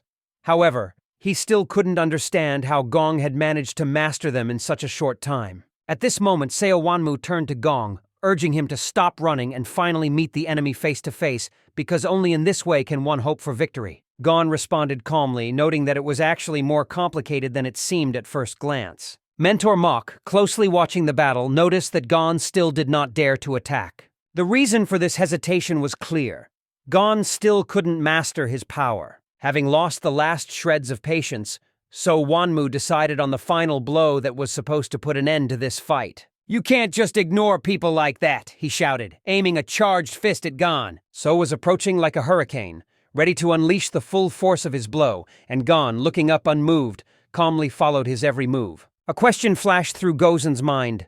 What should I do next? I won't finish this by just dodging. A plan of action instantly emerged. Gon, without hesitation, grabbed Seo's arm at the moment of impact and skillfully broke it. The movements were so precise that in a moment So, without realizing it, was tangled in his own hands, not understanding what was happening. In an instant, Seo realized Gon had not only dodged the blow, but also skillfully intercepted the attack by grabbing his opponent's hand. Realizing this, Seo started waving his arms vigorously but looked like a complete idiot. At this point, Gon, rubbing the back of his head and laughing happily, said, "To be honest, I don't understand how it happened. An angry So decided that he would no longer tolerate Gon's laughter, and this only added fuel to the fire of his rage. Gathering all his rage, he attacked decisively with new phrases, hoping to strike another blow. But Gon invariably dodged, remaining unreachable. If it could be called a skill, Gon himself didn't know for sure how he managed to dodge, but it looked incredibly impressive. Gon himself did not fully understand this phenomenon, but somehow he managed to avoid the attacks time and time again. He once again caught blows with incredible skill, grabbing his opponent's arm and causing him to get tangled in his own movements. To Mentor Mok, it looked so unusual, as if Gon was just making the bed. The masters and the head were surprised by what they saw, and when Han explained that Gon's technique was usually used to carry water, their confusion only grew. Everyone recognized Gon's talent, but his fighting style was surprising. There was even talk that he should have more respect for his opponents. Hong tried to explain that Gong had no intention of disrespecting Seo Wanmu, otherwise he would have won long ago. He advised Gon to relax, stay calm, and move forward with confidence. At this point, the leader stood up and declared that it was time to end the fight. However, Han insisted on the opposite, believing that this was not the end yet. The leader decided that the spectators had had enough of the spectacle, and there was no point in continuing the fight. Meanwhile, Gong was once again under pressure from an angry Seo Wanmu, who was ready to push forward regardless of possible defeat or injury. Seo felt Gon not only laughing but also mocking him, adding fuel to the fire of his anger. The situation has taken on unprecedented seriousness. Seo was convinced that Gon was not giving his all to the battle, and it struck him to the core. At that moment, Gon realized that there was no other way. He decided to focus all his power and deliver the final blow to end the battle. He only had to clench his fist when a radiant aura of energy appeared around him, surrounding him with a powerful light. Sensing the approach of disaster, Mentor Mok raised his voice, desperately trying to stop the growing tension before the battle. The abbot of the temple also intervened, loudly calling for an immediate stop. With a roaring voice, Wanho resolutely rushed forward, shouting, "Stop!" The judge, feeling the full intensity of the moment, realized that it was time to decisively stop the fight. The referee rushed forward, trying to stop Gossen because he realized that he intended to use a prohibited technique. Interestingly, the judge turned out to be a mentor to Gossen's rival, and he could not remain indifferent, watching what was happening. However, even attempts to intervene were unsuccessful. Gossen cleverly avoided this plan. The judge concluded that the boy should be detained immediately to prevent his actions. Gossen could not understand at all what exactly the judge was up to, and why he was making such decisions. Two fingers were rapidly approaching him, and he was lost in his thoughts as to how to dodge this unexpected attack. As soon as the master touched his body, Gon felt something invisible, as if some force was restraining his movements. Did he really block my energy? Gon wondered in his mind. Meanwhile, the judge, with a tear in his voice, shouted for Gon not to blame him. He explained that the chakra blocking was a necessary step to prevent a potential disaster. Despite his best efforts, Gon's energy was spiraling out of control. An incredible force was raging within him that was unstoppable. Even Goni's clothes began to tear into small pieces, as if unable to withstand the strain of his strength. Small pieces of cloth swirled around him, forming a wild whirlwind. Hong, O, and Mok, finding themselves at opposite ends of the arena, simultaneously rushed towards Hong, eager to support their student. They ordered the judge to shut up when he began to make excuses that he only sought to block chakra to avoid danger. However, Gon's unreleased energy caused damage to his body, causing concern to everyone around him. Everyone waited with hope that Gossen's internal organs had not suffered significant damage. The people around were shocked and speechless, watching what was happening. The head of the temple, realizing the severity of the situation, just took a deep breath and said, "Amitabha." Over time, the sky darkened, and the streets found themselves in the embrace of night. Gon was placed in a separate room to undergo an acupuncture procedure, placing needles at appropriate points on his body. Although his organs remained intact, his body had completely lost all energy. Mok spoke to a doctor, trying to figure out how all of Gon's energy could have mysteriously disappeared. The doctor explained that it was the result of vascular and chakra damage, and it was the first time he had seen anything like this in 3 decades of practice. Mok was eager to learn more details, hoping to find a solution. The doctor noted that while Gosen appears healthy on the surface, his body is dysfunctional. Even if he can walk again, returning to martial arts will be an extremely difficult challenge. This inescapable truth stunned Mok as he realized how significantly it would affect Gon's fate.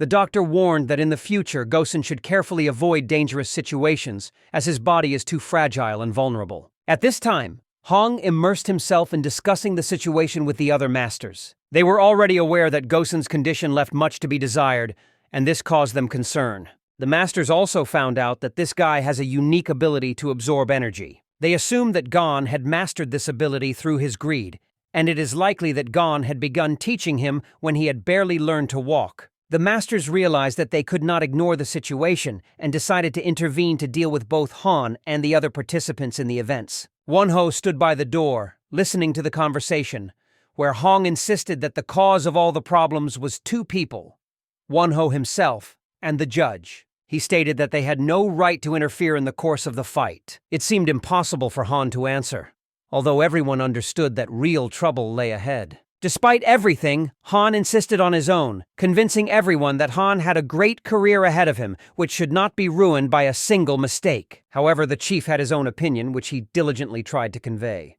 But just as he was about to finish his thought, the door suddenly opened. Mok entered the room to deliver the news from the doctor.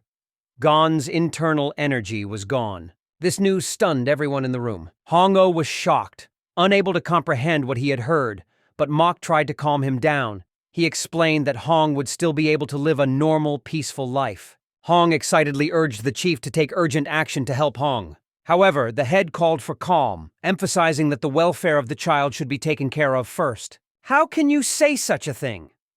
Are you really ready to give up such an invaluable talent for Shaolin?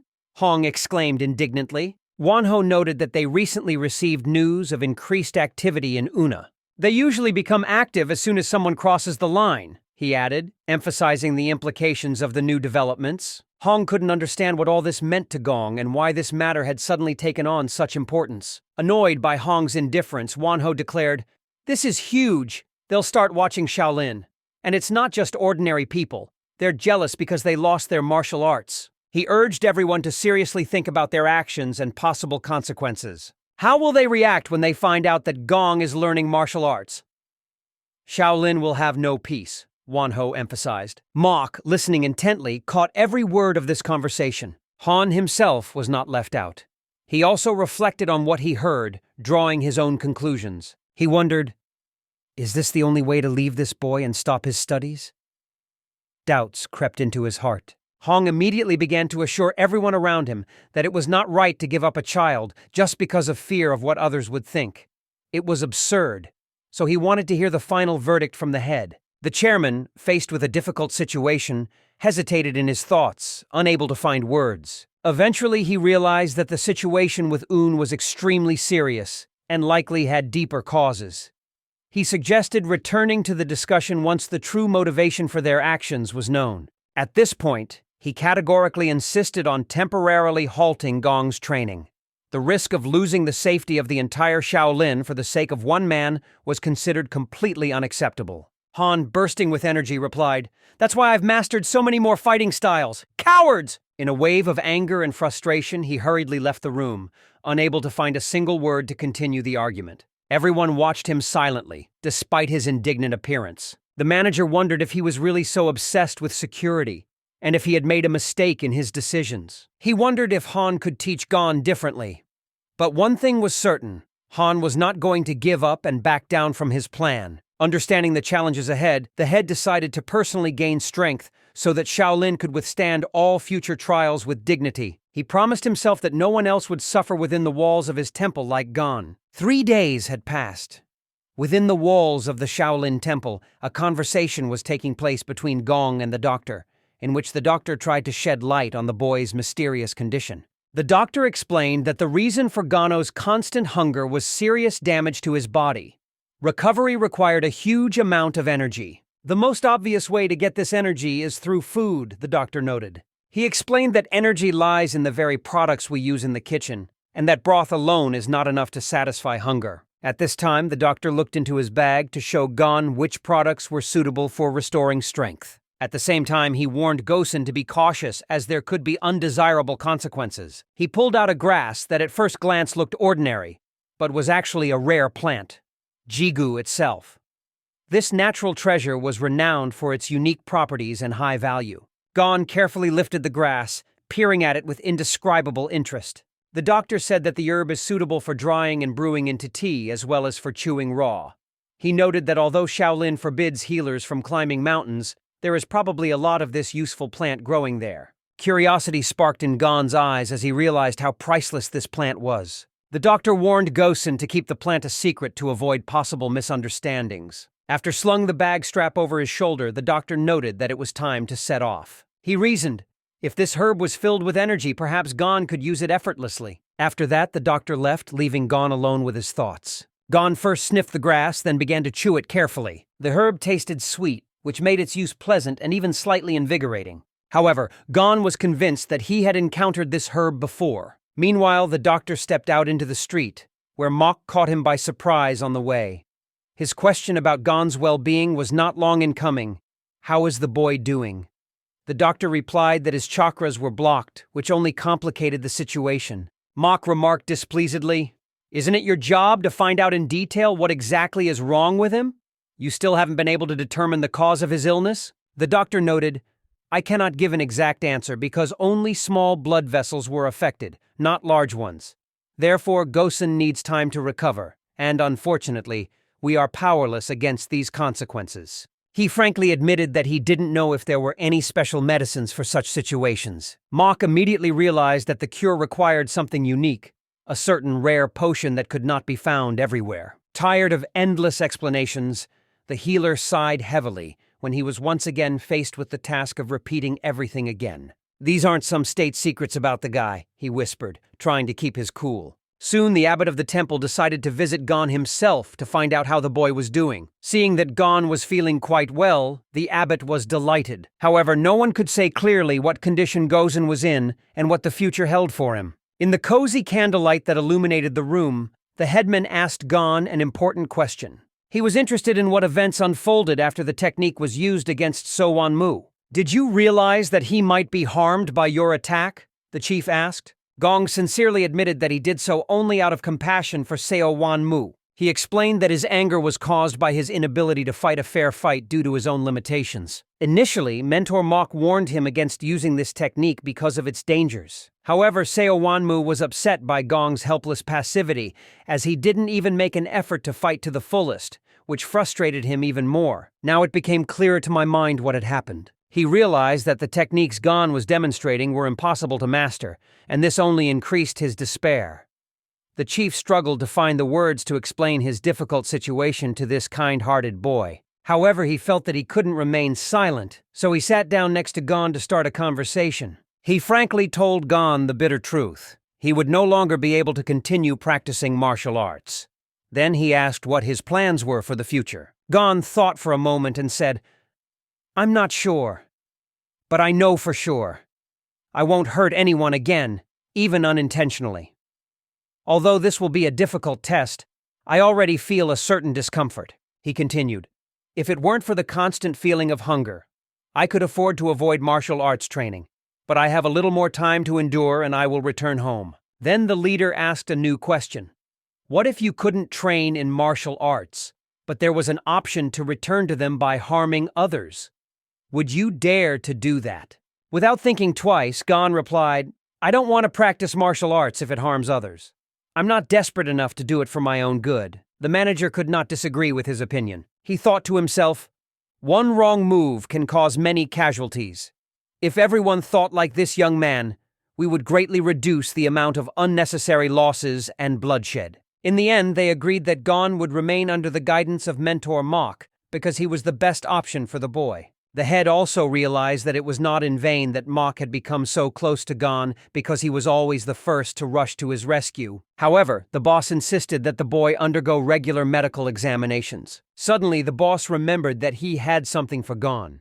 He cautiously reached for the object hidden under his sleeve, where it was attached to his wrist. It was a surprise for Gon when he received something from the boss himself. The leader smoothly pulled out a strange object that resembled an amulet, a tiny ball hanging on a thread. The chief immediately explained what this thing was and noted that it was called a fudachu. The bright colors of the amulet had such incredible charm that it simply mesmerized with its beauty. The head explained that by wearing this amulet around your neck, you can protect yourself from toxins and negative energy which in turn will help improve your health. Gon was quite surprised by the value of this artifact, because one of the most powerful Shaolin techniques was used to create it, which promised an exclusively positive effect. At the same time, the leader warned Gon to be vigilant, as someone with ill intentions could use this amulet for evil. Now, having handed the amulet to the boy, the leader felt a certain relief and peace in his soul. It's been 3 days already. 3 whole days. Climbing the mountain proved to be a real challenge for Gon.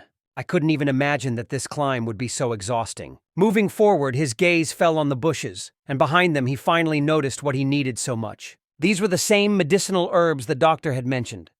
Gon decided to taste them before heading to his mentor. He understood that for a faster recovery, it was necessary to eat plenty of food. In the distance, he noticed a multitude of these herbs, which lifted his spirits. Among the herbs he found were other plants that made Gon think perhaps they too had their own healing secrets. But in the end, prudence prevailed. Gon decided to limit himself to only the herbs the doctor recommended. Gon picked up one of the herbs and tasted it, hoping for quick relief. Winter was already upon us, but Gon was still in the mountains. Together with Mok, Gon continued his journey when his companion noticed that the young man's face began to look much better. The natural blush had returned, and his appearance was filled with life. However, Mok's gaze did not miss one unusual thing. Something caught his attention near the corner of Gon's lips. A green tint stood out at the corners of Gon's lips. No doubt the remains of the herbs he had just feasted on. Gosen admitted that he had tasted the herb that his doctor had recommended to him. It was already late, so they decided to go to sleep to regain their strength. Gon hid under the sheet but secretly continued to chew those herbs. It was a real miracle herb. It caused a pleasant heat in his body, and the flow of heat gradually moved into his stomach. The next day, Gon found himself again near the tree, which had become a symbol of inner strength for him. Once under the tree, Gon suddenly began to take off his clothes, losing control of his actions. He felt his body literally burning from the unbearable heat. The heat was unbearable, so much so that his nose bled. It was probably because he had overindulged in weed. Despite his exhaustion, he managed to face himself and get to his feet. Gon rushed forward, trying to find at least a drop of water to at least slightly quench the lowly fire that burned him. Having reached the water, he dreamed of plunging headlong into it, striving to quench the scorching heat that was burning his body. At that moment, Gon suddenly felt a gentle chill run through his body. He noticed bright flowers growing nearby. It was obvious. The idea of tasting these flowers instantly appeared in his head. Plucking one flower, he raised it to his lips. As soon as he started chewing, he felt the pleasant taste of the flower. His cheeks, which had been flaming a moment ago, gradually regained their natural color, losing the brightness of their red. However, this turbulent effect quickly faded, lasting only a moment. And the next moment, something amazing happened. He experienced a feeling as if winter had settled inside him. At first it became warmer, and now a coldness gradually gripped him. This pleasure captivated him, so he continued to eat the flowers. The coolness from them helped him cope with the heat. However, as he enjoyed his meal, he was overcome by a disturbing premonition that it might be harmful to his health. Despite this, he picked more flowers and continued to eat them. Suddenly, his body became so cold that it resembled a piece of ice. It was clear from his eyes that such a rapid effect had caught him completely by surprise. What kind of plants are these? He wondered, trying to figure out their nature. First it was scorching hot, and now it was icy cold. Feeling panicked, Gon suddenly rushed back to the herbs he had tasted earlier. As if instinctively seeking salvation, he ate them, and a wave of heat swept through his body again. Then he returned to the flowers, ate them, and again his body was filled with icy cold. Gon barely kept himself from losing his mind due to these rapid changes, maintaining his composure with all his might. Bloodied and exhausted to the point of exhaustion, Gon decided to lie down to give himself at least a little respite from all these worries. Suddenly, he felt every cell of his body begin to fill with energy, which spread throughout him, giving him a powerful boost of strength. The healer was undoubtedly right. Gon had consumed a lot of nutritious food, and it seemed his body had truly begun to regain its strength. A broad smile spread across Gon's face, feeling better than ever before. What pleased him most was that now he finally had the opportunity to descend the mountain. But during the descent, the boy suddenly realized that his pants felt unusual, as if his body had undergone a metamorphosis. However, despite everything, Gon finally descended, where he was met by his mentor Mok, who warned him not to be in such a hurry. Mok stared intently at Gon's face, trying to figure out what had happened to his appearance. One side of Gon's face was blazing bright red, as if he had been burned by fire, while the other was blue, as if from freezing ice. It was striking in its strangeness and alarming. Mok immediately asked, "What happened to your face?" As he got closer, he suddenly pressed his hand to his nose, sensing an unbearable stench. Pressing his palm to his nose, he exclaimed, "Your face is both red and blue at the same time, and with every exhale you emit a dangerous odor." To make sure of this, Gon raised his hand to his face and exhaled to check if this was really the case. However, when he himself smelled this pungent aroma, he absolutely could not understand what caused it and what was happening to his body. Gon tells how on the way to his mentor he came across a large elm tree and found medicinal herbs there, which he had already eaten. Mok immediately realizes that this is where his teacher cultivates poisonous plants. The man, in an urgent rush, tries to find out exactly what kind of herb this wretch has consumed. Gon ate a plant with 3 petals. The young man heard from a doctor about this herb, which, according to him, has health benefits. Upon hearing this news, Mok seemed to freeze in surprise. The man realizes that it is a poisonous plant, and now not only he, but also the young man may be in danger. Mok suspects that the teacher is involved in this situation because such dangerous feeding for children is absolutely unacceptable. However, Gon claims that he feels great.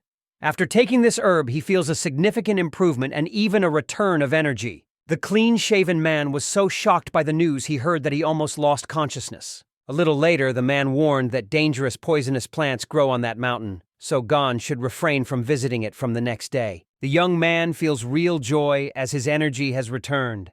Now that his body has recovered, it is time to focus on hard work. Around the boy's neck hangs a fidokju, an amulet given to him by the chief. So, it was this reason that saved the young man from the insidious effects of the poisonous herb. The amulet had to be kept in the mouth for its use to be effective. So there's no need to worry about the poison the guy drank. But the man wonders why the leader gave him this thing. It seems they are trying to teach the boy special skills, using poisonous herbs, so that he can master their power. As Mok had predicted, the leader and his mentor conspired to accomplish something extremely mysterious. Are they really planning to teach a child to resist poison? Meanwhile, when the young man put this strange thing in his mouth, it seems he even liked its taste. Mok was angry because he could not figure out their plans. They say that such a method can cost 10 times more. Now that the power of the Shaolin Rock has weakened, the situation is becoming dangerous. It seems their plan is to teach Gong the art of absorbing poisons. Mok cannot allow this to happen. His sincere wish is that Gon does not enter the world of martial arts. The young guy with black hair is confused and silent, not knowing how to respond to this. This guy has extraordinary talent, but his abilities can attract the attention of ill-wishers who want to use him for their own purposes. To answer, the young man decided to spit the thing out of his mouth. Gon promised to learn martial arts, but the man assures that there is no longer any need to keep this promise. The techniques the boy possesses come from a different school. Because of this, if someone from that school sees his skills, the wrong impression may be formed. The boy is shocked when he learns that he has mastered techniques from another school. However, Gon was only able to master Nihonbo and Kimkankwan. The young man is lost in speculation as to how teacher Hong-Oh managed to learn the secrets of techniques from other schools. The young man finds this situation quite confusing, so the man decides to start his story from the very beginning. Meanwhile, Mok will have to find reasons to shelter the boy, stating that he needs complete rest and recovery. Meanwhile, another man notices footprints in his garden that indicate someone's recent presence there. He noticed that the thief had taken his favorite herb with him. The gardener was so upset by this thought that he could not find the strength to gather his courage and think everything through carefully. Hong-Oh was seething with rage at whoever dared to destroy his tea plantation and turn it into chaos. He soon heads to Peck's house, complaining that someone has made a mess in his garden.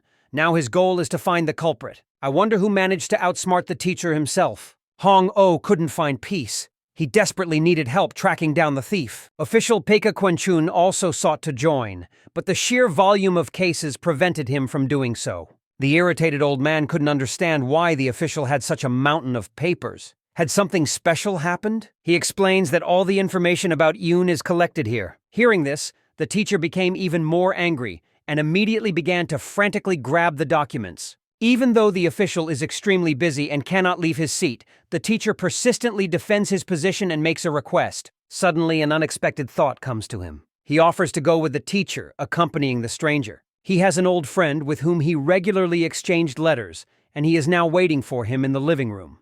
After retiring, he felt bored, which is why he began to think about taking the child under his care. However, it is rumored that a mysterious figure slipped unnoticed into the walls of Shaolin. However, Pak reassures him that there is nothing to worry about, because this person is definitely not someone to worry about.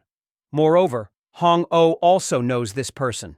He is from the influential Jaegel family. The man recommends that the teacher temporarily return home, and he himself plans to invite this stranger to his place. An elderly man returns home, noting that he will be waiting for his guest to arrive. Thus ended another day. At this point, Gon immersed himself in training. The young man focused all his attention on perfecting every movement. Suddenly, an unfamiliar voice reached his ears, and Gon realized that someone had been watching him the whole time. The young man instantly turned around, trying to figure out who was speaking. A stranger appeared before him.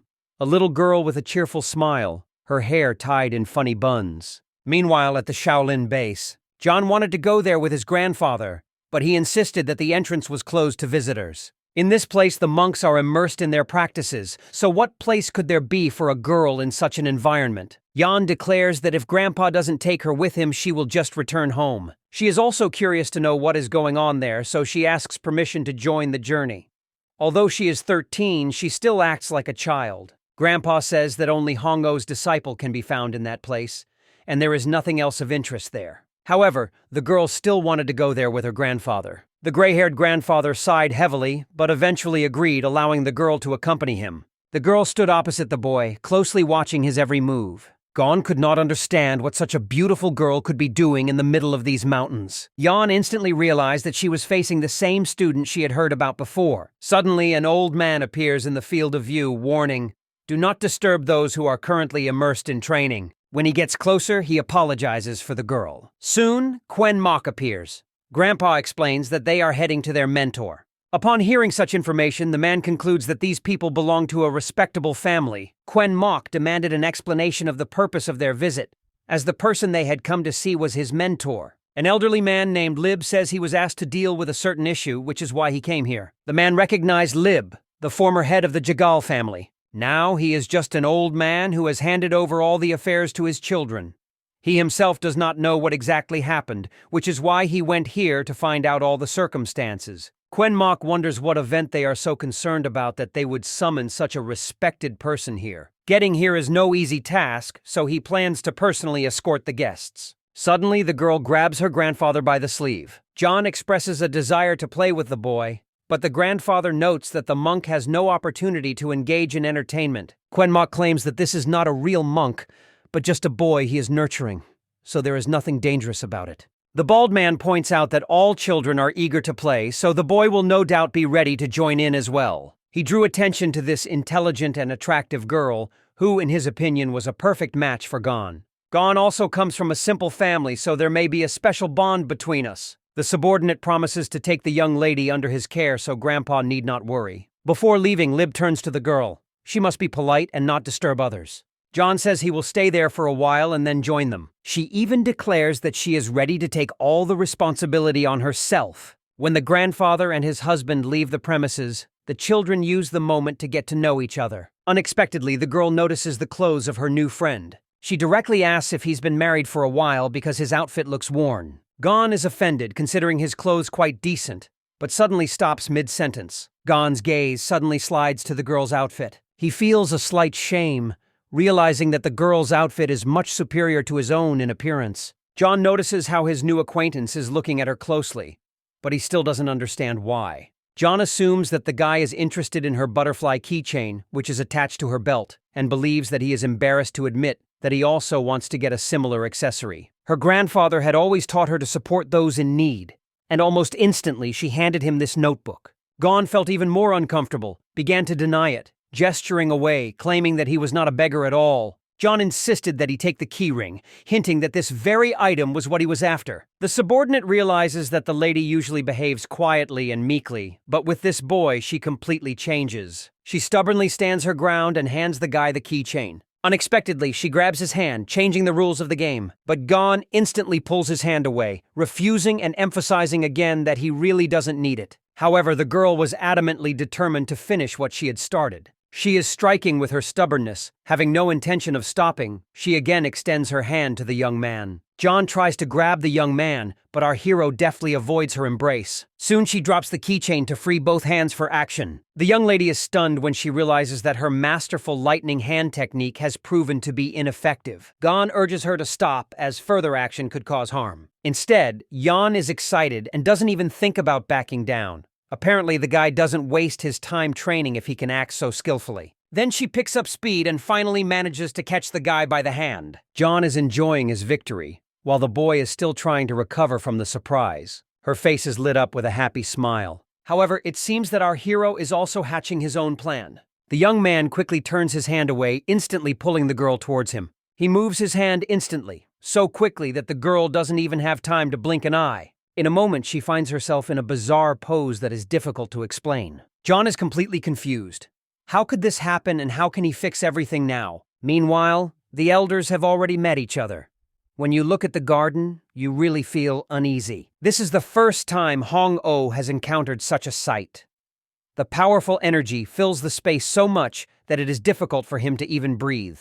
This is a completely new challenge for Lieb, one he has never faced before.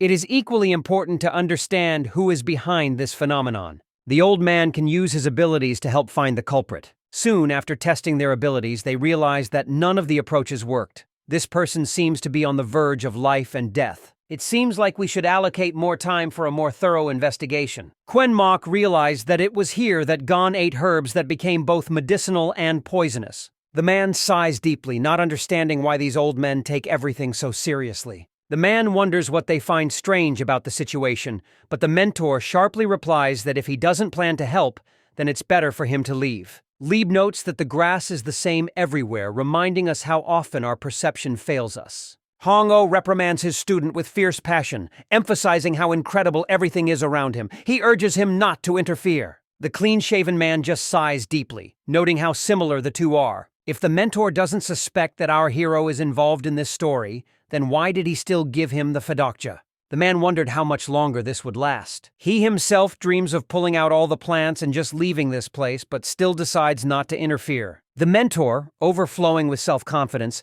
ultimately found himself in a trap he had created. Soon Quen Mok turns his back and walks away, leaving the elders to deal with their delicate situation on their own. At the same time, one of the servants hurried to the young lady, wanting to find out what had happened to her recently. Now, the girl is clearly very angry, however. It would be fair to say that the initiative in this situation belonged to her. A mustachioed man can't just punish a child who is under the responsibility of a Shaolin monk. Gong immediately began to apologize. John wants to leave this place immediately because he can't stand being around this person. The man suggests waiting for the grandfather and then leaving, but the girl feels humiliated and does not agree. The man with the mustache noticed that the girl had gone too far, calling the boy a beggar. John apologizes, admitting that he may have overstepped his bounds a bit. The subordinate sighs in relief. The guy says he's 15, but the girl doesn't believe him because she's only 13 and he's only a little taller than her. This means that our hero is the girl's older brother, but she won't call him that yet because they've just met. Instead, she promises to please the guy with something delicious. Eventually, a lively conversation begins between the children, allowing the subordinate to finally relax and rest. Gong said that he expects to return home only in 3 years, as his home is located in Shanxi province, while Yang lives in Hubei. Meanwhile, the men are left without a single fastener, and Hong-Oh blames Lib.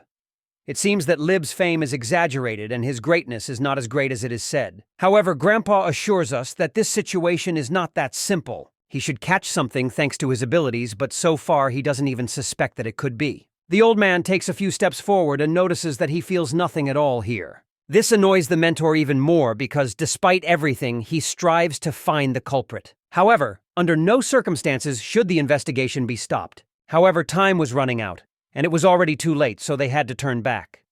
They went out into the yard to say goodbye. When it was time to leave, the girl jokingly stuck her tongue out at our hero, and he cheerfully waved his hand in response. Watching how much the young man enjoyed today, it becomes clear that the time has come to return to the ordinary world. Evening came unexpectedly. The shaved man turned and quickly disappeared into the twilight. Gon stood outside, fascinated by the silhouettes of his new acquaintances disappearing into the distance. He hadn't felt such a powerful flow of emotions in a very long time. The boy grabs a broom and starts sweeping. When he gets home, he plans to ask his mom and dad to give him a little sister. The boy was very eager to meet this girl again. He was convinced that their next meeting would be even brighter and more exciting than the previous one. On the way home, Yan shares her feelings, admitting that she feels like she lacks skills. After all, during her duel with Gon, she failed to defeat him. Yan fervently asks her grandfather to teach her even stronger martial arts techniques, because in her heart burns the desire to repay Gon. If the girl thinks Chonri's technique is not powerful enough, then what could impress her with its true power? Yan remarks that the guy's technique was quite impressive. Libu is eager to find out what Gon's technique was. The subordinate assumed that it was a Shaolin technique, or rather Yongjutsu. Although it has some differences from traditional Yongjutsu, overall they are quite similar. This technique is well known. Yan has not yet mastered the control of internal energy, but has this boy really mastered it? The subordinate confirms that this is indeed the case, but notes that the young man himself does not fully understand how to use this power. Grandpa assures him that training will start today and continue until tomorrow. This ignites a great deal of enthusiasm in John. Her eyes burn with unbridled enthusiasm, and she is determined to get revenge on her new friend. The next morning, it all started with work. Our hero noticed how diligently the man was taking care of the plants. Quenmock noticed that the boy was behaving unusually. He walked around with a mysterious smile all day. The man remarks that if the guy wants to see this girl, he can just approach her. Gon tried to justify himself, assuring them that this was not the case.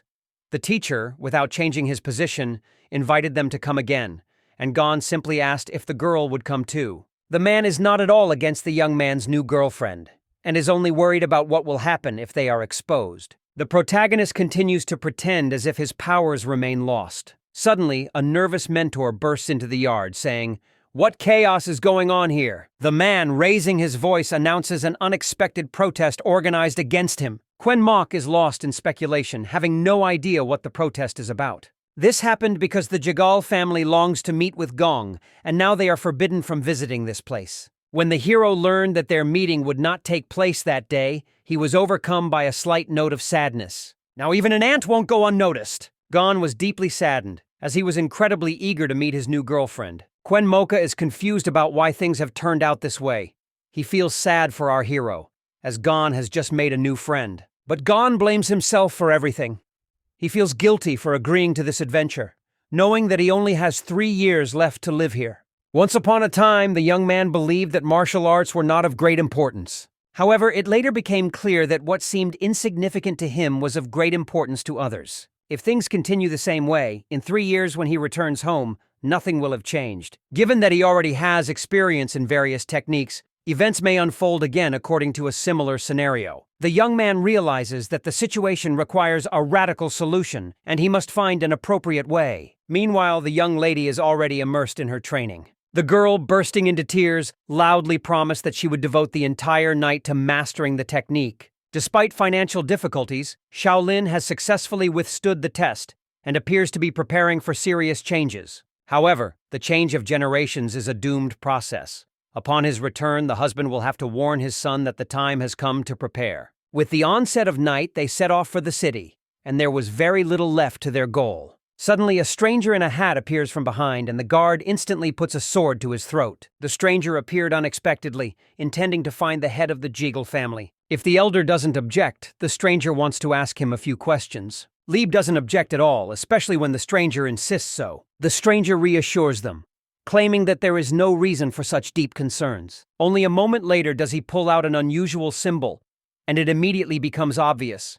This man is originally from Sichuan. Grandpa realizes that the mysterious stranger is hiding his energy, which probably indicates his membership in the Flying Petals Squad. As expected, Grandpa instantly understood the essence of the situation. I ask Lib, what kind of event forced an elite unit to go to this region? The stranger asks to be given a brief moment to assess the world with his piercing gaze. The old man did not expect to find the Yanlo symbol here at all. The Tang clan is very good at distinguishing friends from enemies. If he is in debt to someone, he will certainly repay them by giving them a medallion with the clan symbol. When the debt is paid, the medallion is returned to its owner. As for enemies, the rules are the same. If Grandpa approves of this idea, the clan will definitely thank him for his generosity in the future. Lieb listens intently as the stranger begins his story. He learns that they crossed paths with a child from Shaolin. They went here to find out more about this child. It seems that this is our hero. Grandpa believes there is nothing to hide in the situation, but curiously asks what exactly attracts the Tang clan. He wonders if his grandfather ever got to observe their clan techniques. Grandpa had never seen it in person, but he assured me that the boy was mastering the Dragon Claw style. Are they really trying to find out if this man used Shaolin tools to spread rumors? The stranger had one last question. Did this child really inherit the technique of Master Hong O? Lieb explains that he had another purpose for being there, so he can't confirm it. He thinks the clone should solve this mystery on his own. The stranger expresses gratitude to the old man for the answers he provided. The old man returns the relic and declares, there is no need to thank him. Suddenly, the old man had a question. As expected, he turned out not to be the type of person who could be easily fooled. The old man knows very well that interest in Shaolin is not only shown by the Tang clan, but also by other sects. Doesn't this indicate that his suspicions are becoming reality? He reports that their clan's leadership is showing interest in this matter, and perhaps the master is indeed right. After the conversation ends, the man quickly disappears. This is undoubtedly the reason why this mysterious case cannot be attributed to the child. It probably lies in the actions of Master Hong O. Yan runs up to her grandfather and asks if her new friend is really that famous. A few seconds later, the grandfather warns the girl. It's better to avoid meeting this guy and stay away from competing with him, since he comes from a secular background. Sooner or later, he will appear in fighting circles. However, it is best to stay away from him. It wasn't just a request, it was an order. Hearing this news, the girl was sad because she had only recently found a true friend. They had to hurry to get to the city as quickly as possible. It seems that this really matters a lot, as it is not just the Tang clan that is interested in him. The sects of the Ten Elements Alliance were also interested in this matter. A few days passed. Our hero was lost in thought sitting on the street. His thoughts caught the attention of a passerby who couldn't help but ask, what was he thinking so deeply about? The young man began to feel that the Shaolin monks were unhappy that he had mastered techniques from other schools. This shouldn't bother him. He just needs to live here for 3 years and then go home. It is worth avoiding interventions and not complicating the situation. Remember the parents who are eagerly awaiting his return. However, Gon strives to find a way to live without the constant burden of guilt. It's amazing how the same guy who was just being naughty until recently finally started clearly voicing his views. The main character decided to return to martial arts. The master does not support this decision. Why can't the young man postpone his desires for 3 years and return home in peace? He is not at all inspired by the boy's aspirations. However, he will still act at his own discretion. After meeting the girl, he realized that hiding the restoration of his inner energy would be a real test. Although martial arts have not been forgotten, he seeks to restore what was lost, starting with the study of Shaolin techniques. Quen Mok notices the unwavering determination in the young man's eyes. As it turned out, the young man understands the circumstances much better than it seemed at first glance. Children really do grow up very quickly. After a short pause, the man sighs deeply but eventually admits that this approach could finally solve the problem. Meanwhile, a mysterious stranger climbs to the top of the mountain. The stranger realizes that this is where Gon is. Determined, he decides to climb up and finally solve this case once and for all. The climb required great effort from him. He walked carefully and held on tightly to the trees. The mountain path seemed to be quite difficult. Does Zhang Gong really overcome this path every time? The longer the stranger thinks about this, the more anger grips him. The stranger strongly disagreed with the fact that Gon had mastered the art so quickly. He had no idea what happened then, but he remembered being badly injured. The man had planned the beating so that Gosen would not be able to fight back. At first, he decided to wait for the moment when the boy would be alone. But suddenly, he noticed something right in front of him. In the distance, he sees our hero walking leisurely through the forest. Shocked by what he saw, he immediately rushed after our hero. He had not experienced such a powerful feeling of energy while running for a long time. Now all that remains is to learn the martial arts of other schools. The man mastered the art of energy management so skillfully that those around him didn't even suspect it.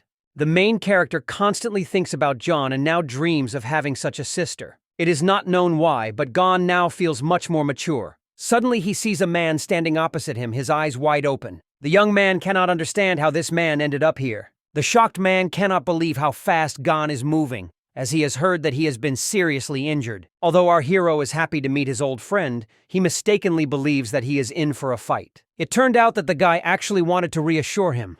He had no intention of ignoring him during the fight. Did the guy say that on purpose to humiliate him? In fact, it was completely different.